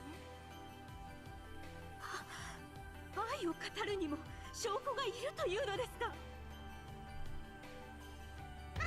赤き真実以外は何も信じられません。赤くない発言は何の証拠にもならない、何の信用もできない。赤くない文字は全て私を欺くための偽りです。愛してる？白い文字で愛を語られて誰が信じるんです？赤くない言葉なんて何も信用できない。この世で信じられるのは赤き真実とそれを得るために主に捧げる供物の証拠品だけです。真実を語れぬ嘘つき人間どもめ。赤き真実なき人間に愛も心も真実も語る資格なんてないんです。 Honestly, you're less human right now. 知ってました。 Well, then again, you're just a byproduct of two very sadistic witches. 男はあなたたち女が思ってるほどバカではありませんよ。男は女の愛しているなんて本気で真に受けたりなんかしません。 That's sexist. かわいそうな人。本当に人を愛したことがないのね。探偵に恋愛は不要です。恋愛という単語など殺人動機を示す以外で使用した覚えがありません。あなたが何と言おうと私たちは愛し合っていました。私が愚痴ばかりを日記に記していたことは夫にも謝らなければならないことです。しかし私は夫に心を捧げていました。それはたとえ証拠で示せなくてもそれが真実なんです。却下します。往生際が悪いですよ。証拠と証言からあなたが後ろ宮家も夫も全て憎悪していたことはもはや明白なのですから。そうよ、私は何度も聞いてるわよ。あなたが陰口を言っているのをね。あなただって秀吉さんの陰口を口にされた日もあったではありませんか。主人を殺したくせに。何よその口の利き方は。死になさいよ。死んで主人に詫びてきなさいよ。乱暴はやめてください、エヴァさん。今は私が犯人を追及して断罪する甘美な時間。あなたのものではありませんよ。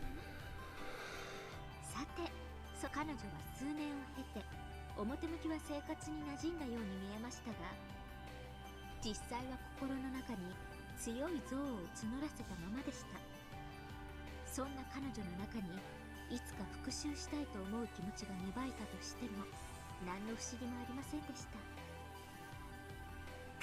勝手なことを言わないで。Each time Erica read Natsu's diaries, one after another, she exposed more of Natsu's emotions during those painful days. Natsu hadn't written them to leave those words behind. She had written to forget those memories and steal them away. That's why she had written down her feelings during those painful days, locked them up and sealed them away for all eternity. However, Erica claimed that these were Natsu's true hidden feelings that had been locked away and concealed. Since it had already been concluded that Natsu was a murderer, everyone accepted Erica's claim. By this point, the red truth wasn't even necessary to establish Natsu's motive. As long as the reason seemed plausible, everyone would believe it. No matter how much Natsu might object, no one would believe her. No one could accept the truth Natsu spoke of about the days she had spent loving her husband. That had been painted over by a false truth, in which she hated her husband and swore revenge against him. The pen of the gods that composes the truth had been given to Erica. She's basically...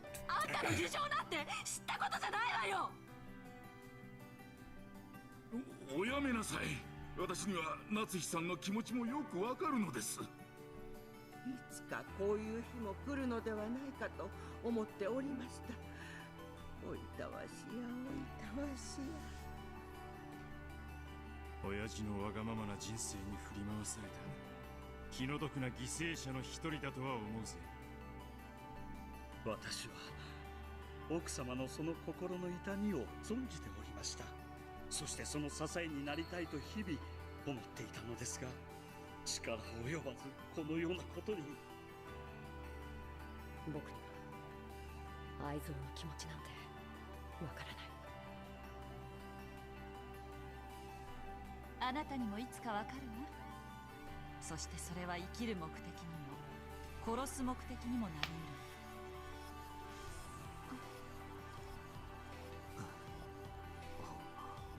本当に夏日おばさんが犯人なのか。ああ、それを言われると実は夏日さん以外に犯人の可能性のある人がいらっしゃいまして。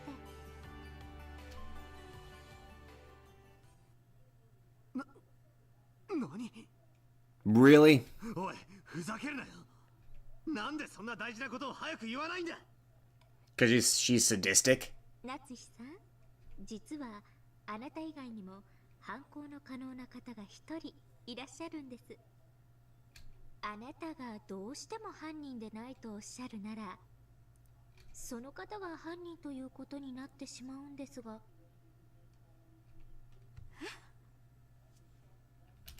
それは誰だ？誰なんだ？後ろ宮金蔵さんです。Oh. 金蔵さんは今日の未明、3階書斎の窓からお出かけになられたまま行方知れず。そうでしたね、バトラさん。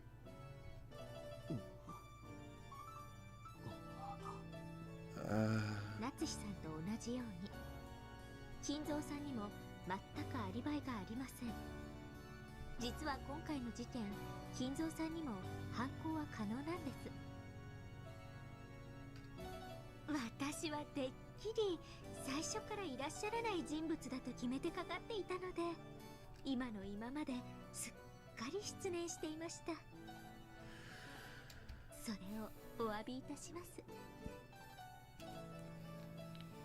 She didn't look shy or apologetic in the slightest. Erica bowed in an as unpleasant a manner as ever. She had held a grudge ever since her defeat in the study battle. 夏日さんは金蔵さんの信頼を受けて最もその身近でお仕えしていた方でしたよね。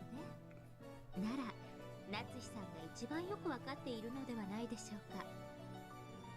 この事件が実は後宮金蔵さんによる当主の犯罪であることを。お父様を犯人呼ばわりするというのですか。ご安心よ。金蔵さんが犯人ということであっても、ホワイトニットを構築できるだけの証拠と証言をすでに十分に用意してあります。あなたが金蔵さんをかばうために自らを犠牲にしたという筋書きでも十分に対応可能です。近年探偵の推理さえも筋書きに組み込まれている可能性がありますから、本当に油断ならない時代になったものです。お父様を犯人呼ばわりするなど、この私が許しません。夏日さん、頭を冷静にして胸に手を当ててよく考えてください。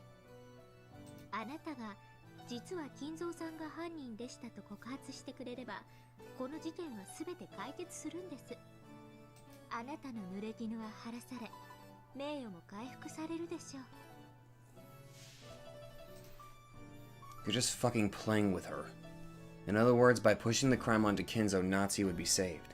However, 私はお父様より後宮家の名誉を託されたのです。その私が濡れ衣を晴らすためだけにお父様の後宮家の名誉を自ら汚すと本気でお思いですか。 of course, Natsu knew that she wasn't the culprit, and she also knew that Kinzo wasn't.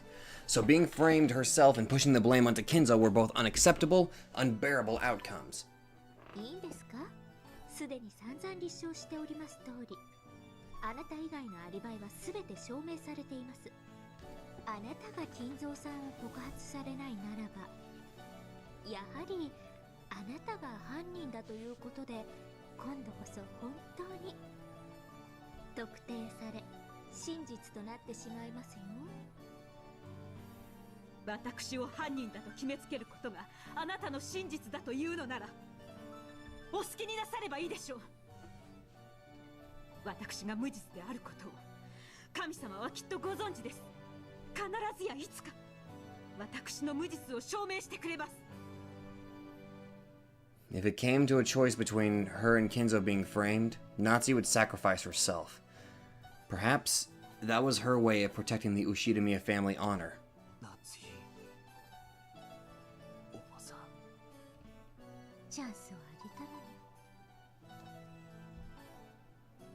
Stupid woman. This future where your name will eventually be cleared doesn't exist for any of you. Not for any of the pieces on this board. Natsuhi had made her decision. If they were going to call her the culprit, she would let them. She boldly rejected the thought of selling Kinzo's honor to gain a momentary truth where she wasn't the culprit. And therefore, the tale was woven with her as the culprit. In the future, if the accusations against her are proven false, this tale will probably be rewritten. However, that future will never come, I think. Truth is a fleeting thing. Even if I am a good person until my death, if some heartless person after my death overwrites the record and say that I wasn't a good person, and if that is shared with everyone else, then even all the goodness in which I lived my life will be overwritten easily. And so, I think I must live as a good person for all eternity. 金蔵さんが犯人でないとおっしゃるならば、金蔵さんに犯行が不可能であるというアリバイが必要です。そうでなくては真の意味で夏日さんを犯人だと特定できません。 Erica is probably known for a long time. Kinzo is nothing more than an illusion to make the inheritance problem more uncertain. However, it would be very hard to prove that he was an illusion. The only way to do this would be to confirm Kinzo's death.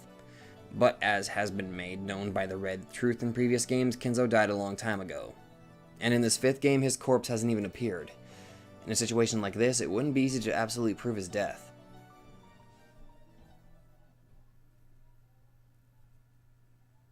If Kinzo's death was confirmed, it would practically erase that defeat in the study. It was the only way Erica had of removing the humiliation of that loss, and there was something that could confirm Kinzo's death almost as certainly as real proof, and that was the confession of the culprit. It would mean having Natsu herself acknowledge that Kinzo no longer existed in this world. That way, it would be acknowledged that Erica's reasoning in the study was correct. That loss would be painted over and would be rewritten as Erica's victory.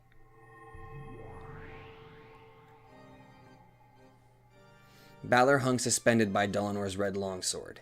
Bioto had disappeared by having her existence denied, and her minions had gone too. In this cathedral that they had disappeared from, only Natsu and the witches convicting her remained. あくまでも金蔵は生きてて島のどこかに残っていると言い張るのね。そうです。お父様はご健在でおられます。誰が何と言おうと私はそれを翻しません。過去のゲームの赤き真実で金蔵がすでに死亡していることは確定してるわ。でもそれじゃあベルンの気が収まらないわけでしょ。ええ、そうよ。完璧な勝利を私は求めてるの。だから赤で金蔵の死が決まってるからそれでチェックメイトなんて面白くないの。夏日の口からリザインと言わせて勝利したいのよ。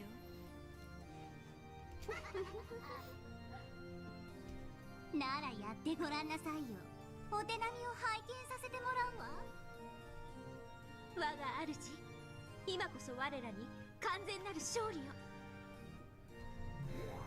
無論よ、夏日。あなたは金蔵は間違いなく生きているけれどその所在はわからないというのね。ええ、そうです。お父様は窓よりお出になられて行方知れず、全く困った方です。ラムダ、金蔵の24時から朝までの所在について確実にするわ。金蔵は24時から朝までずっと同じ部屋に滞在したわ。そりゃそうでしょ、死体なんだから。いや、ごめん。そうよね、そうでしょうね。口を挟まないわ。面白そうだから続けてちょうだい。これより金蔵という言葉を生きている金蔵という意味で使うわ。何しろ夏日は生きていると主張するのだから。続けて赤き真実を語るわ。金蔵は屋敷以外の場所には存在しない。そうよね、エリカ。はい、我が主。金蔵の姿を探し、屋敷の外、敷地内をくまなく捜索しました。しかし、金蔵は発見できませんでした。Because of the detective's authority, Erica could find all clues. Therefore, if Erica was unable to find a hint that Kinzo existed outside the mansion, it was the same as proving that Kinzo didn't exist outside the mansion. Therefore, Bernkastel repeated that truth of Erica's. 金蔵は屋敷以外の場所に存在しない。ねえ、夏日。なら、金蔵が存在するなら、屋敷内のどこかにいることになるわ。どこに金蔵が隠れているのか。心当たりがあったら教えてくれない？わかりかねます。何しろこの定期です。中庭へ出られた後、お屋敷のどこかへ隠れ、雨をしのがれていたとしても何も不思議はありません。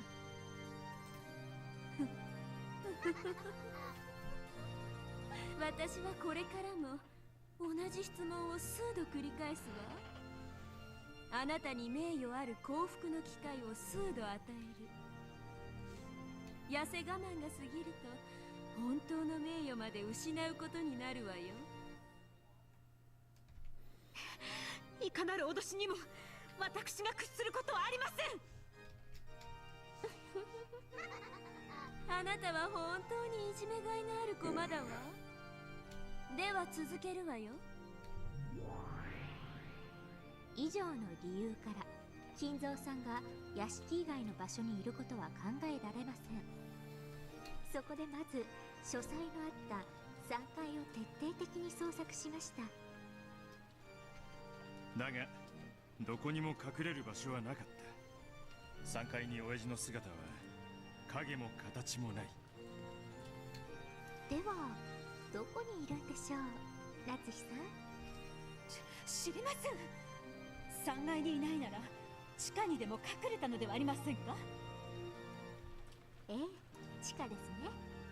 ボイラー室、地下倉庫など怪しげな地下も全て捜索させていただきました。ええ、私も探したわ。お父様の姿なんてどこにもなかった。繰り返します。金蔵さんはどこにいるんですか、夏日さん。なら1階か2階にでもいたのでしょう。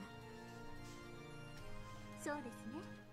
消去法で行くならそうなります。そして1階を徹底的に捜索しました。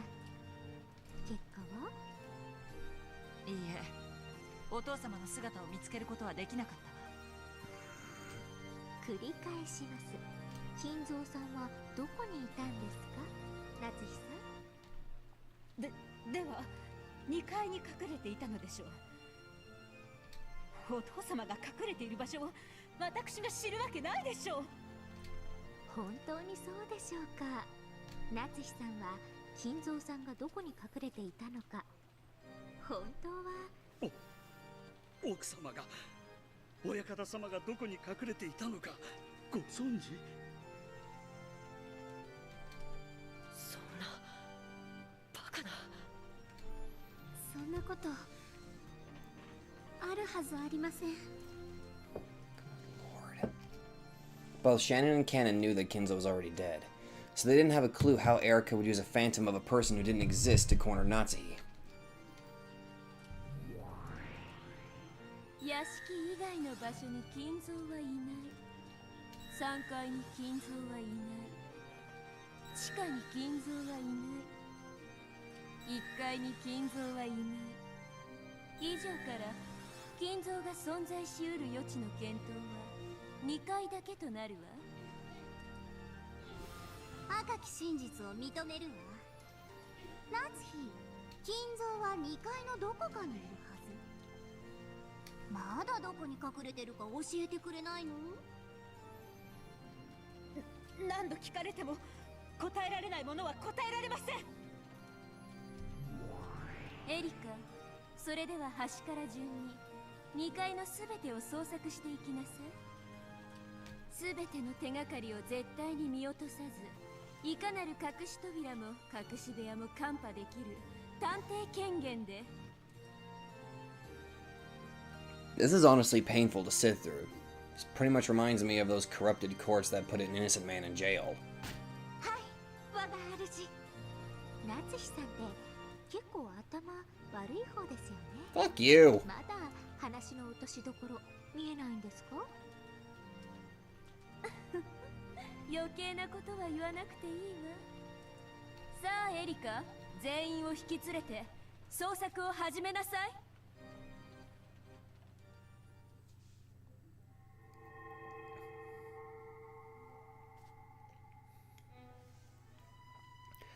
Erica used her detective's authority to take everyone, even Nazi, and go up to the second floor to search every room starting at one end.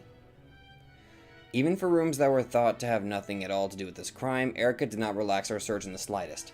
Her search was thorough in every single room as they moved through them all.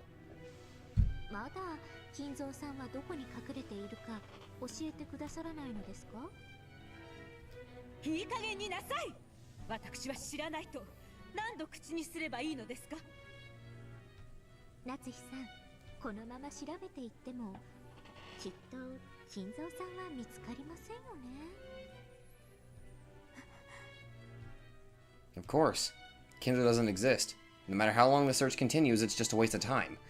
This was known by Erika, the witch's piece, and Natsuhi, the one who knew the truth. となると、捜索はあの廊下の突き当たりの部屋を最後とします。つまり、あの部屋を残して、すべての部屋に金蔵さんがいなかったことが証明されると、どうなると思います？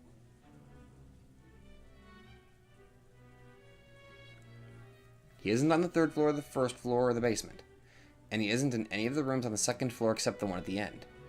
So if he really did exist inside the mansion, it had been proven that he could only exist in that room at the end.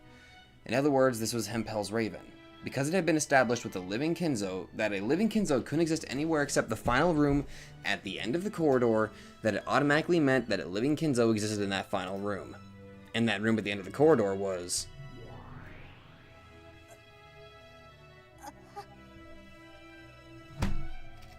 突き当たりの部屋って何の部屋だっけ？ Lambda Delta was munching on some popcorn. 夏日の部屋です。ラムダデルタ卿。つまり金蔵は夏日の部屋以外に隠れ場所はなかったということになるのよ。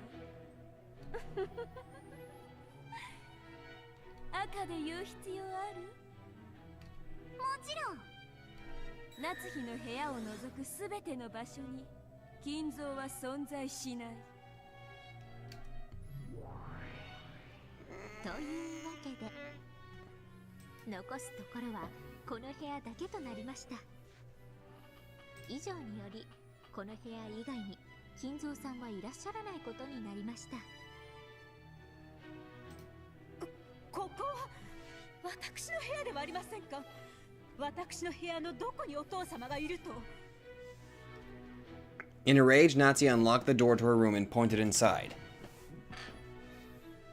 Of course, Kinzo was nowhere to be seen. どこにお父様の姿があるというのです。ほら。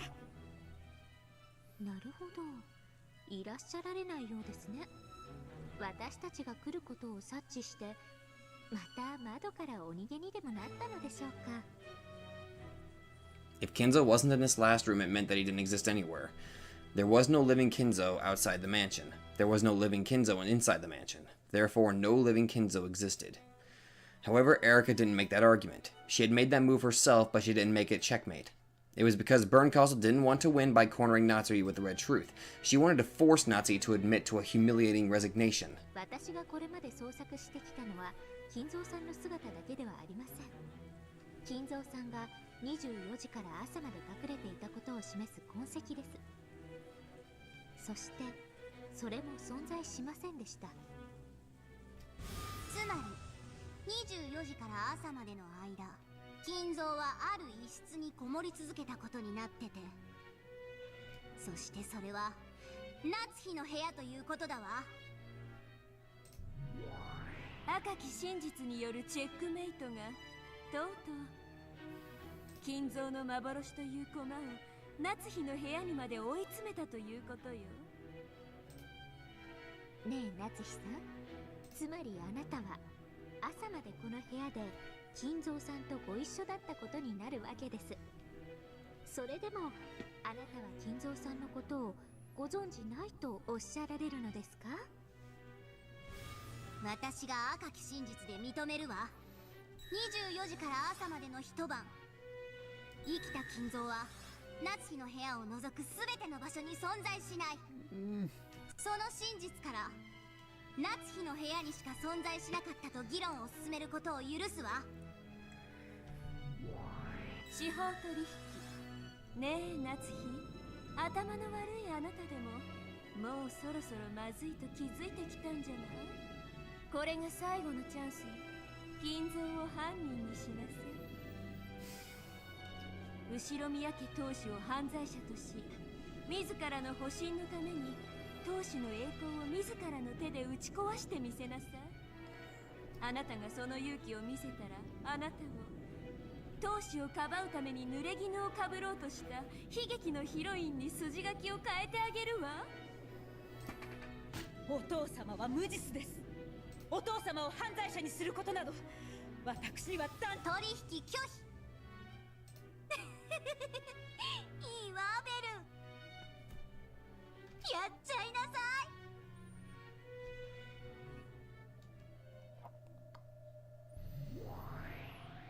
24時から朝までの一晩、生きた金蔵の存在する余地はあなたのベッドの中以外に存在しない。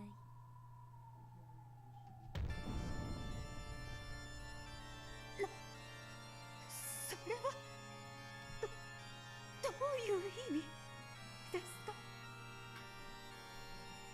この部屋の徹底的な捜索および厳重な科学捜査の結果、この部屋の全域で24時から朝までの間、金蔵さんが存在しないという結果が出ました。ただしあなたのベッドだけを除きます。 Okay, that's creepy. A shocked silence dominated the room. Nazi completely forgot to close her open mouth. 昨夜、黄金発見の前後の頃、推定23時頃、3階窓より脱出した金蔵さんは、あなたの部屋のベッドの中にかくまわれていたということです。そして、さらに気の毒な捜査結果ですが、あなたもこのベッドで就寝されていたことが判明しています。重ねて復唱するわ。24時から朝までの人は生きた金蔵の存在する余地は夏日のベッドの中以外に存在しない。そして夏日も昨晩同じベッドで就寝したわ。Ew. あら、仲良しさんたちね。2人で仲良く枕を分けっこして眠ったわけね。青き真実以上から後宮夏日と後宮金蔵には乗降の可能性があったと推測できるわ。 Way to immediately just. What? 男女が同じ枕で一晩過ごして他に何を推測しろと。無礼者！私が敬愛してやまないお父様となんて許せません。ナチ、青き真実には赤き真実で反論なさい。もちろん魔女でないあんたに使える赤はない。だから私が代わりに赤き真実で語ってあげてもいいわ。私を納得させられる証拠を示せるならね。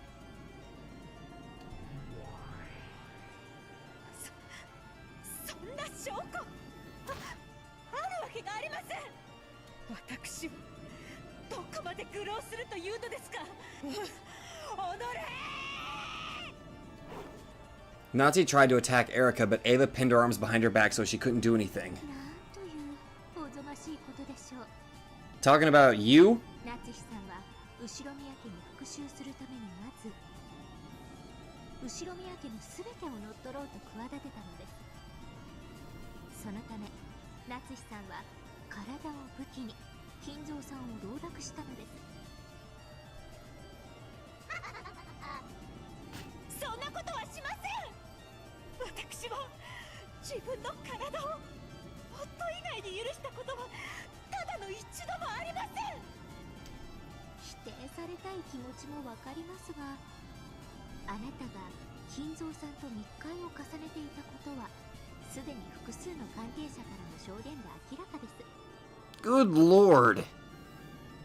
だって昨晩だって金蔵さんの書斎で二人っきりでお休みのご挨拶をされてたんですものね。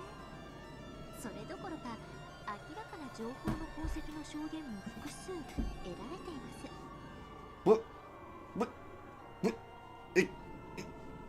What? そんなバカな。誰です。誰がそんないい加減なことを。ゴーダシャノンエヴァさんでしょう。そんないい加減なことを言ったのはあなたでしょう。誰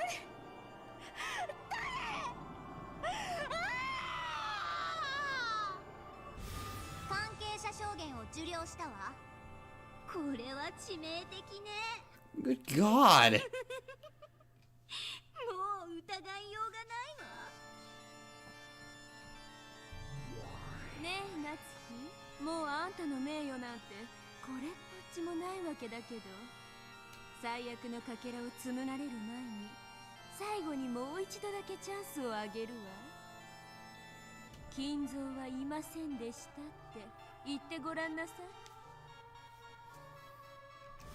そうよね。夏日、あんた強情だわ。もう後ろ宮家なんてどうせボロボロじゃな。そんなにも金蔵がいることにして遺産問題をうやむやにしたいの？これは私がお父様に託された後ろ宮家の名誉を守る最後の試練です。夫の事業は必ず結実します。それによって借金を返済するまで後ろ宮家の家督を引き渡すわけにはいかないのです。お父様の名誉も夫の名誉も、それが私の使命なんです。死者の名誉を守ろうとは見上げた根性だわ。死者じゃないわ。夏日の頭の中の都合のいい妄想の名誉よ。本当の金蔵はその一度たりとも夏日に命じたことなんてないんだから。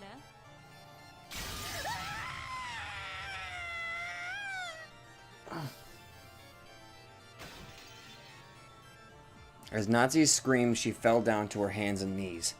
She no longer had any way to reject the fake truth that Bernkastel and Erica had weaved. ゲームマスターラムダデルタの名において本ゲームの勝利者がベルンカステル教であることを認めるわ。意義ある者は名乗りを上げよ。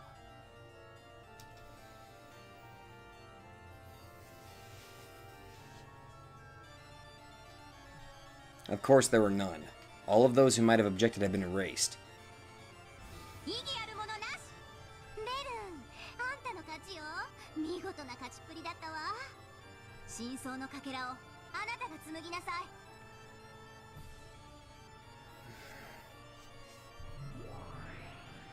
ええ、それでは私が真相を紡ぐわ。これがこの悲しく間抜けな物語の真相よ。本当は泣き笑いしながら罪を認めた夏日に自ら語ってほしかったんだけどね。それがお約束。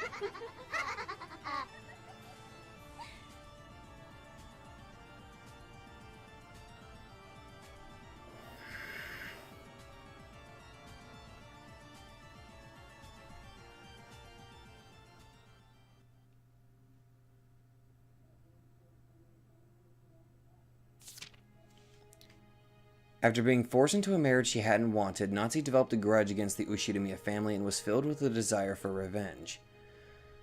From the trial synopsis, page 3. Natsu, also hoping to take revenge for the financial submission her parents' family had been forced into by the Ushidamiya family, schemed to capture the Ushidamiya family's wealth. From the trial synopsis, page 4. Knowing that the wealth of the Ushidamiya family was, practically speaking, controlled by Kinzo personally, she initiated sexual relations to curry favor with him and managed to ensnare him. From the trial synopsis, page 7. From the Bernkastel documents, page 682. To curry favor with Kinzo, Natsu repeatedly disguised herself as Beatrice, the witch of Kinzo's delusions, and engaged in sexual acts. Kinzo saw Natsu dressed as the mistress from his past and was easily ensnared. Furthermore, by accident, she was sometimes witnessed in this outfit by the servants, and this became part of the foundation for the legend of the witch. From the trial synopsis, page 8. From presented evidence, number 17. From the Bernkastel documents, page 802. However, late at night on October 4th, 1986, Ushidamiya Battler discovered the hidden gold. Because the relatives were in an uproar and decided that Battler should succeed the headship, Natsu planned the crime. She murdered the children in the so-called cousin room and tried to frame Battler for the crime. Furthermore, Genji was murdered because he was opposed to this scheme. Later on, Hideyoshi was also murdered. From this point on, she displayed the strong intent to indiscriminately murder all those involved.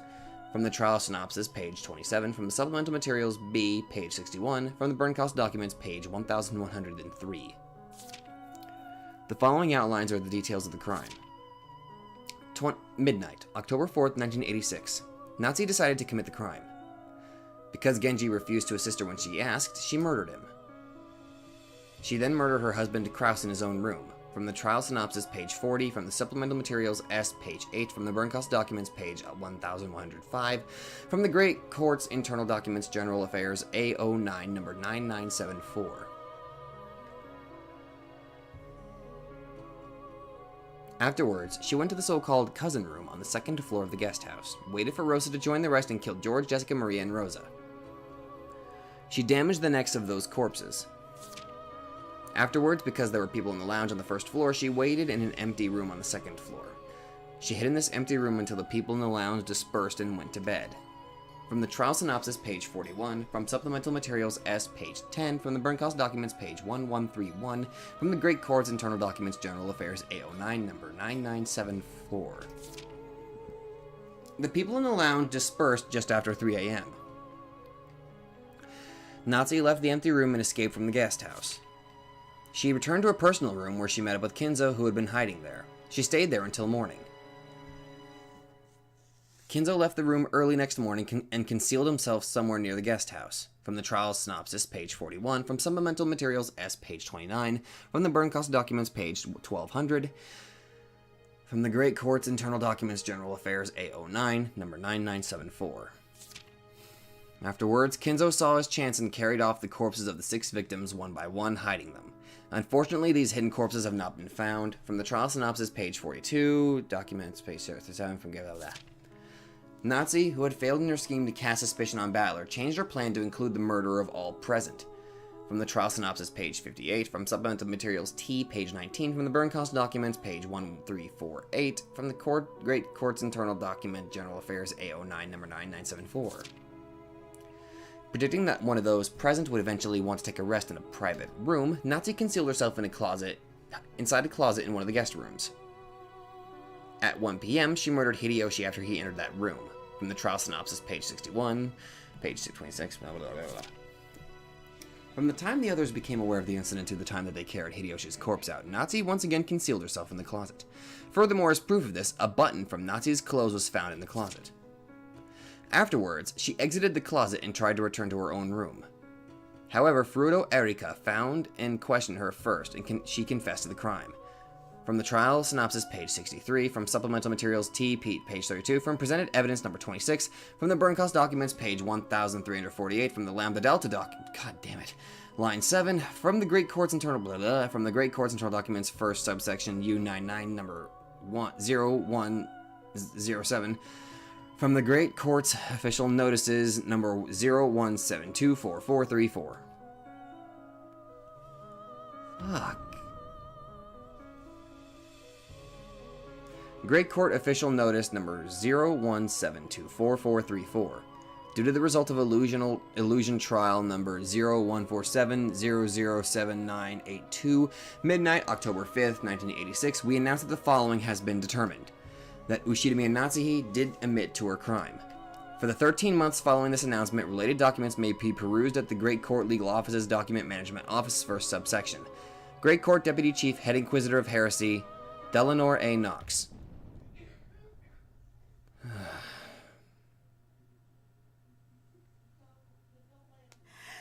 私がやったことにすればいいんでしょ。そう言わせたいんでしょ。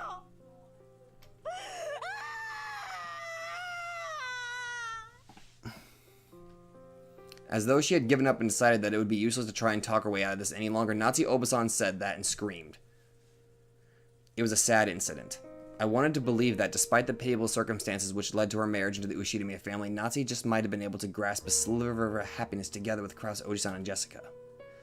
However, by Natsu Obasan's own doing, Kraus Oji-san and even her beloved daughter Jessica had been heartlessly killed. It was even harder to believe that grandfather had been an accomplice and hid the corpses. However, judging by the clear testimony given by several people who knew him, grandfather's mental state for these last few years has been far from what anyone would consider normal. Perhaps, possessed by a mad devotion to the mistress he had lost long ago, grandfather might truly have believed that Natsu Obasan was a reincarnation of Beatrice. Where is grandfather now? Like Erika had theorized, did he really believe that he could revive Beatrice by carrying out murders following the Epitaph, and succumb to Natsu's cajolery? Right now, is he holding some kind of disturbing ceremony with the bodies he carried away? これで満足ですか？私にこう言わせたかったんでしょう。 Natsuki Obasan sobbed as she spoke. あなたの復讐なんでしょう。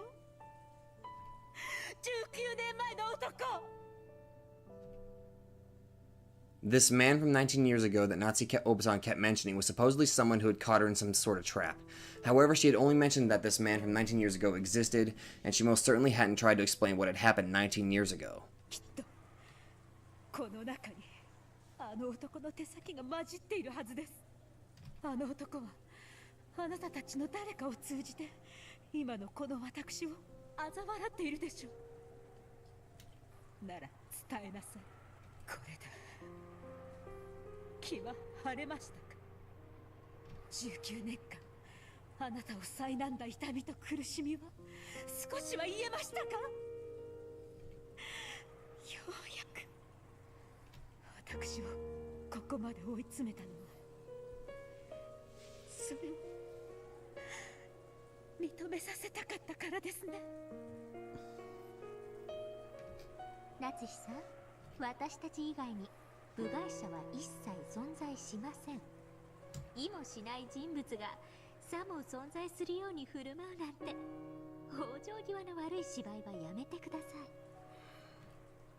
い。 Erica laughed mockingly, but as Natsuki Obasan looked at us, no, as she looked at someone behind us, as something being behind us, she hung her head and shook. Then she confessed to her sin. Oh. 私は殺人を犯しました。やっと直接的な言葉で罪を認めましたね。いいえ、昨日今日の事件のことではありません。19年前の殺人について告白します。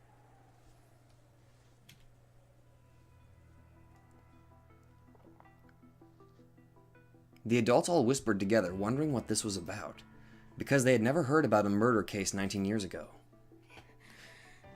今から19年前、私は罪を犯しました。許せなかったのです。そう、赤ん坊が。赤ん坊？今さら何の話ですか？19年前のあの日、私はお父様より一人の赤ん坊を託されました。いつまでも跡継ぎを身ごもることのできない私に、ならば養子を迎えよとお父様がおっしゃり、施設から連れてきたという一人の赤ん坊を私に抱かせたのです。 それが私にどれほど女としての屈辱を与えたか想像がつきますか？ With a mix of conflicting emotions of anger, sadness, regret, and possibly defiance, Natsuki Obasan confessed the humiliation as a woman that she was no longer expected to bear a child, and also the indescribable unpleasant feeling of being made to hold an unfamiliar baby. It caused her great sadness and rage, and before very many nights passed, it ate a hole into her heart. そして私は心を悪魔に売り渡したのです。あの赤ん坊を抱かせた使用人とともにバラ庭園から船着き場の方へ散歩に行った時でした。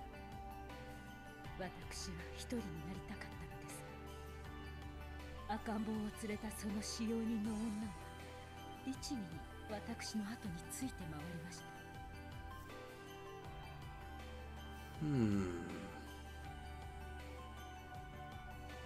Female servant. 一人にしてくれとさえ言い出せず、ばかり赤ん坊の泣き声から逃れられず、その日より19年間私を苛む長き頭痛の日々の始まりにうめいていました。そして昨夜崖を望み、はるか眼下の岩浜にこの赤ん坊を放り捨てることで全てなかったことにできれば、そんな悪魔の誘惑を私は確かに聞きました。そしてそれが本当にできたらどれほど素晴らしいかと、その誘惑にほんの一瞬耳を傾けてしまったのです。その時赤ん坊を抱いた使用人が大きな石を踏んで足をくじきよろめいた。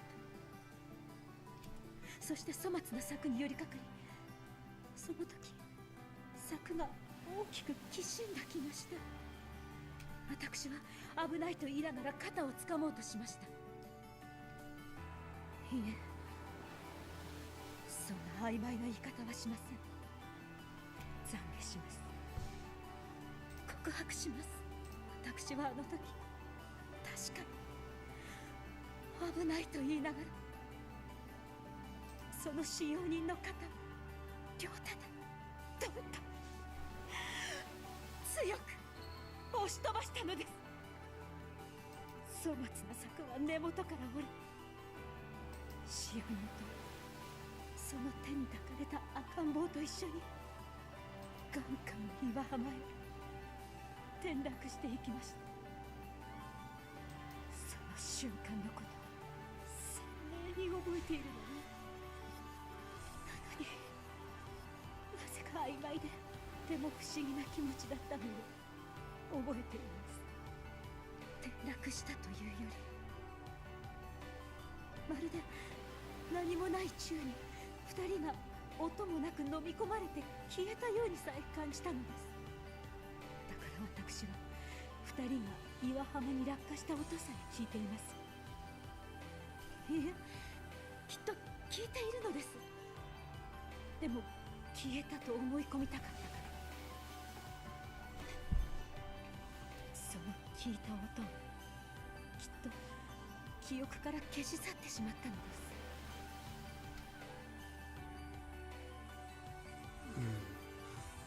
す。それから私は一瞬これが夢だと信じました。あの高さですから、ちょっと身を乗り出したくらいでは眼下の二人は見えません。だから二人が落ちたことさえ、ほんの数秒前のことさえ現実のことなのかわからなくて、きっと私はここから赤ん坊が落ちればいいのにと願いすぎて白チュームを見てしまったに違いない。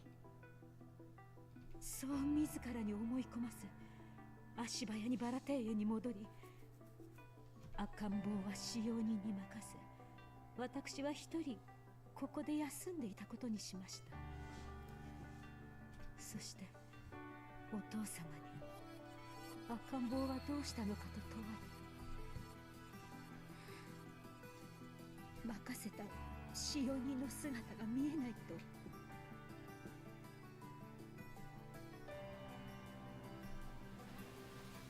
Oh. Eventually, the broken fence was discovered and the two corpses were found at the bottom of the cliff. The child had been here for reasons that couldn't become known, so its existence was hushed up. And the official story was that the servant had had an accident on her own and died. 私は一度に二人もの罪なき命を奪ったのです。気の毒な使用人については遺族に十分なねぎらいをしました。真相を知らない老いた夫は不幸な事故を嘆きつつもそれに納得してくれました。そしてほんの数年前、老衰で亡くなり、私は墓前で真相を告白し謝罪しました。しかし私はあの赤ん坊に謝罪したことはありません。そうそれがあなたの目的でしょう。だから私は今ここで罪を告白します。後宮夏日は19年前にあなたを崖から突き落として殺そうとしました。でもあなたは死んでいなかったのですね。こうして生きていて、それでも私を母さんと呼び、この島へ帰ってきて、こうして復讐をされたのですね。あなたはこの19年間、母と呼ぶはずだった私に突き落とされたことを知って、そしてあなたは私があなたを突き落としてから得た18年間の人生をこうして全てもう私には愛した夫も娘もいません。そして私には名誉もなく、こうして人殺し呼ばわりされて、いえ、本当に人殺しですものね。ええ、そうです。あなたの目論見通り、私は今や人殺しとみなされています。どうですか？復讐にはこれで十分ですか？夫と娘を殺され、人殺しの汚名を着せられ、不貞の汚名まで、こうして生き恥をかかされる私を見て、あなたは満足ですか？さぞや満足でしょうね。私、家族、名誉も全て奪い去ったのですか？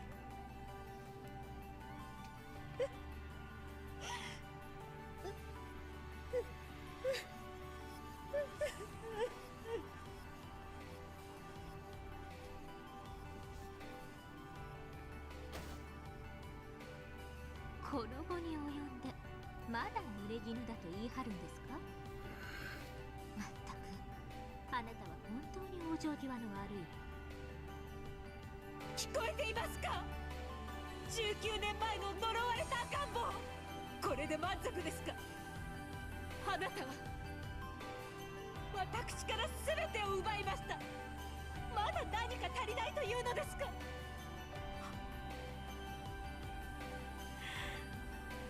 私は許した。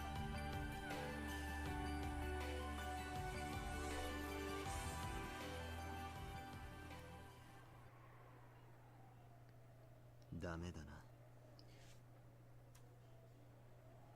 What the? バトラさん、何か言いました？全然ダメだぜ。バトラ君？ダメだな。全然ダメだぜ。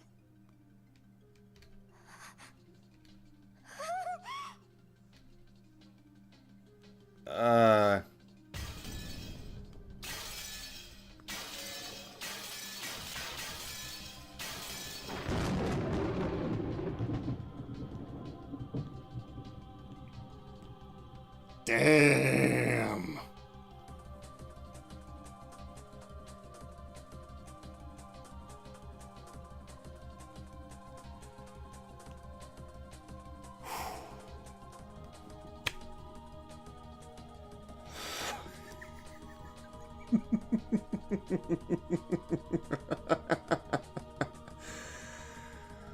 What a way to end it.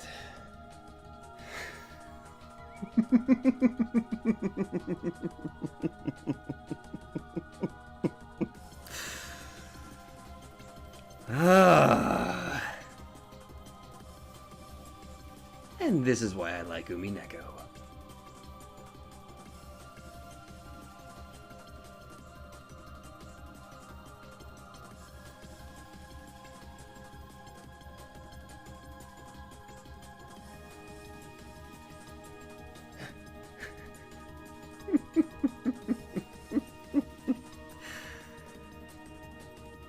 Fifth game, Hand of the Golden Witch. Nocturne of Truth and Illusions.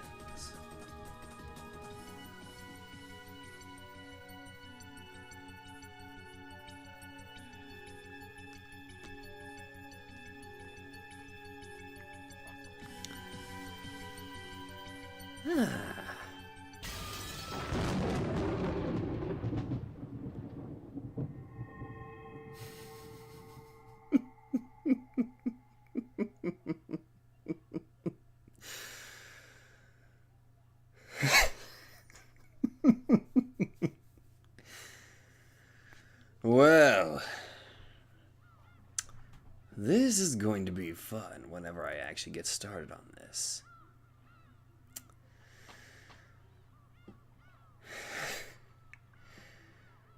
I think I'm going to leave now before I kind of burst into a possible bit of laughter.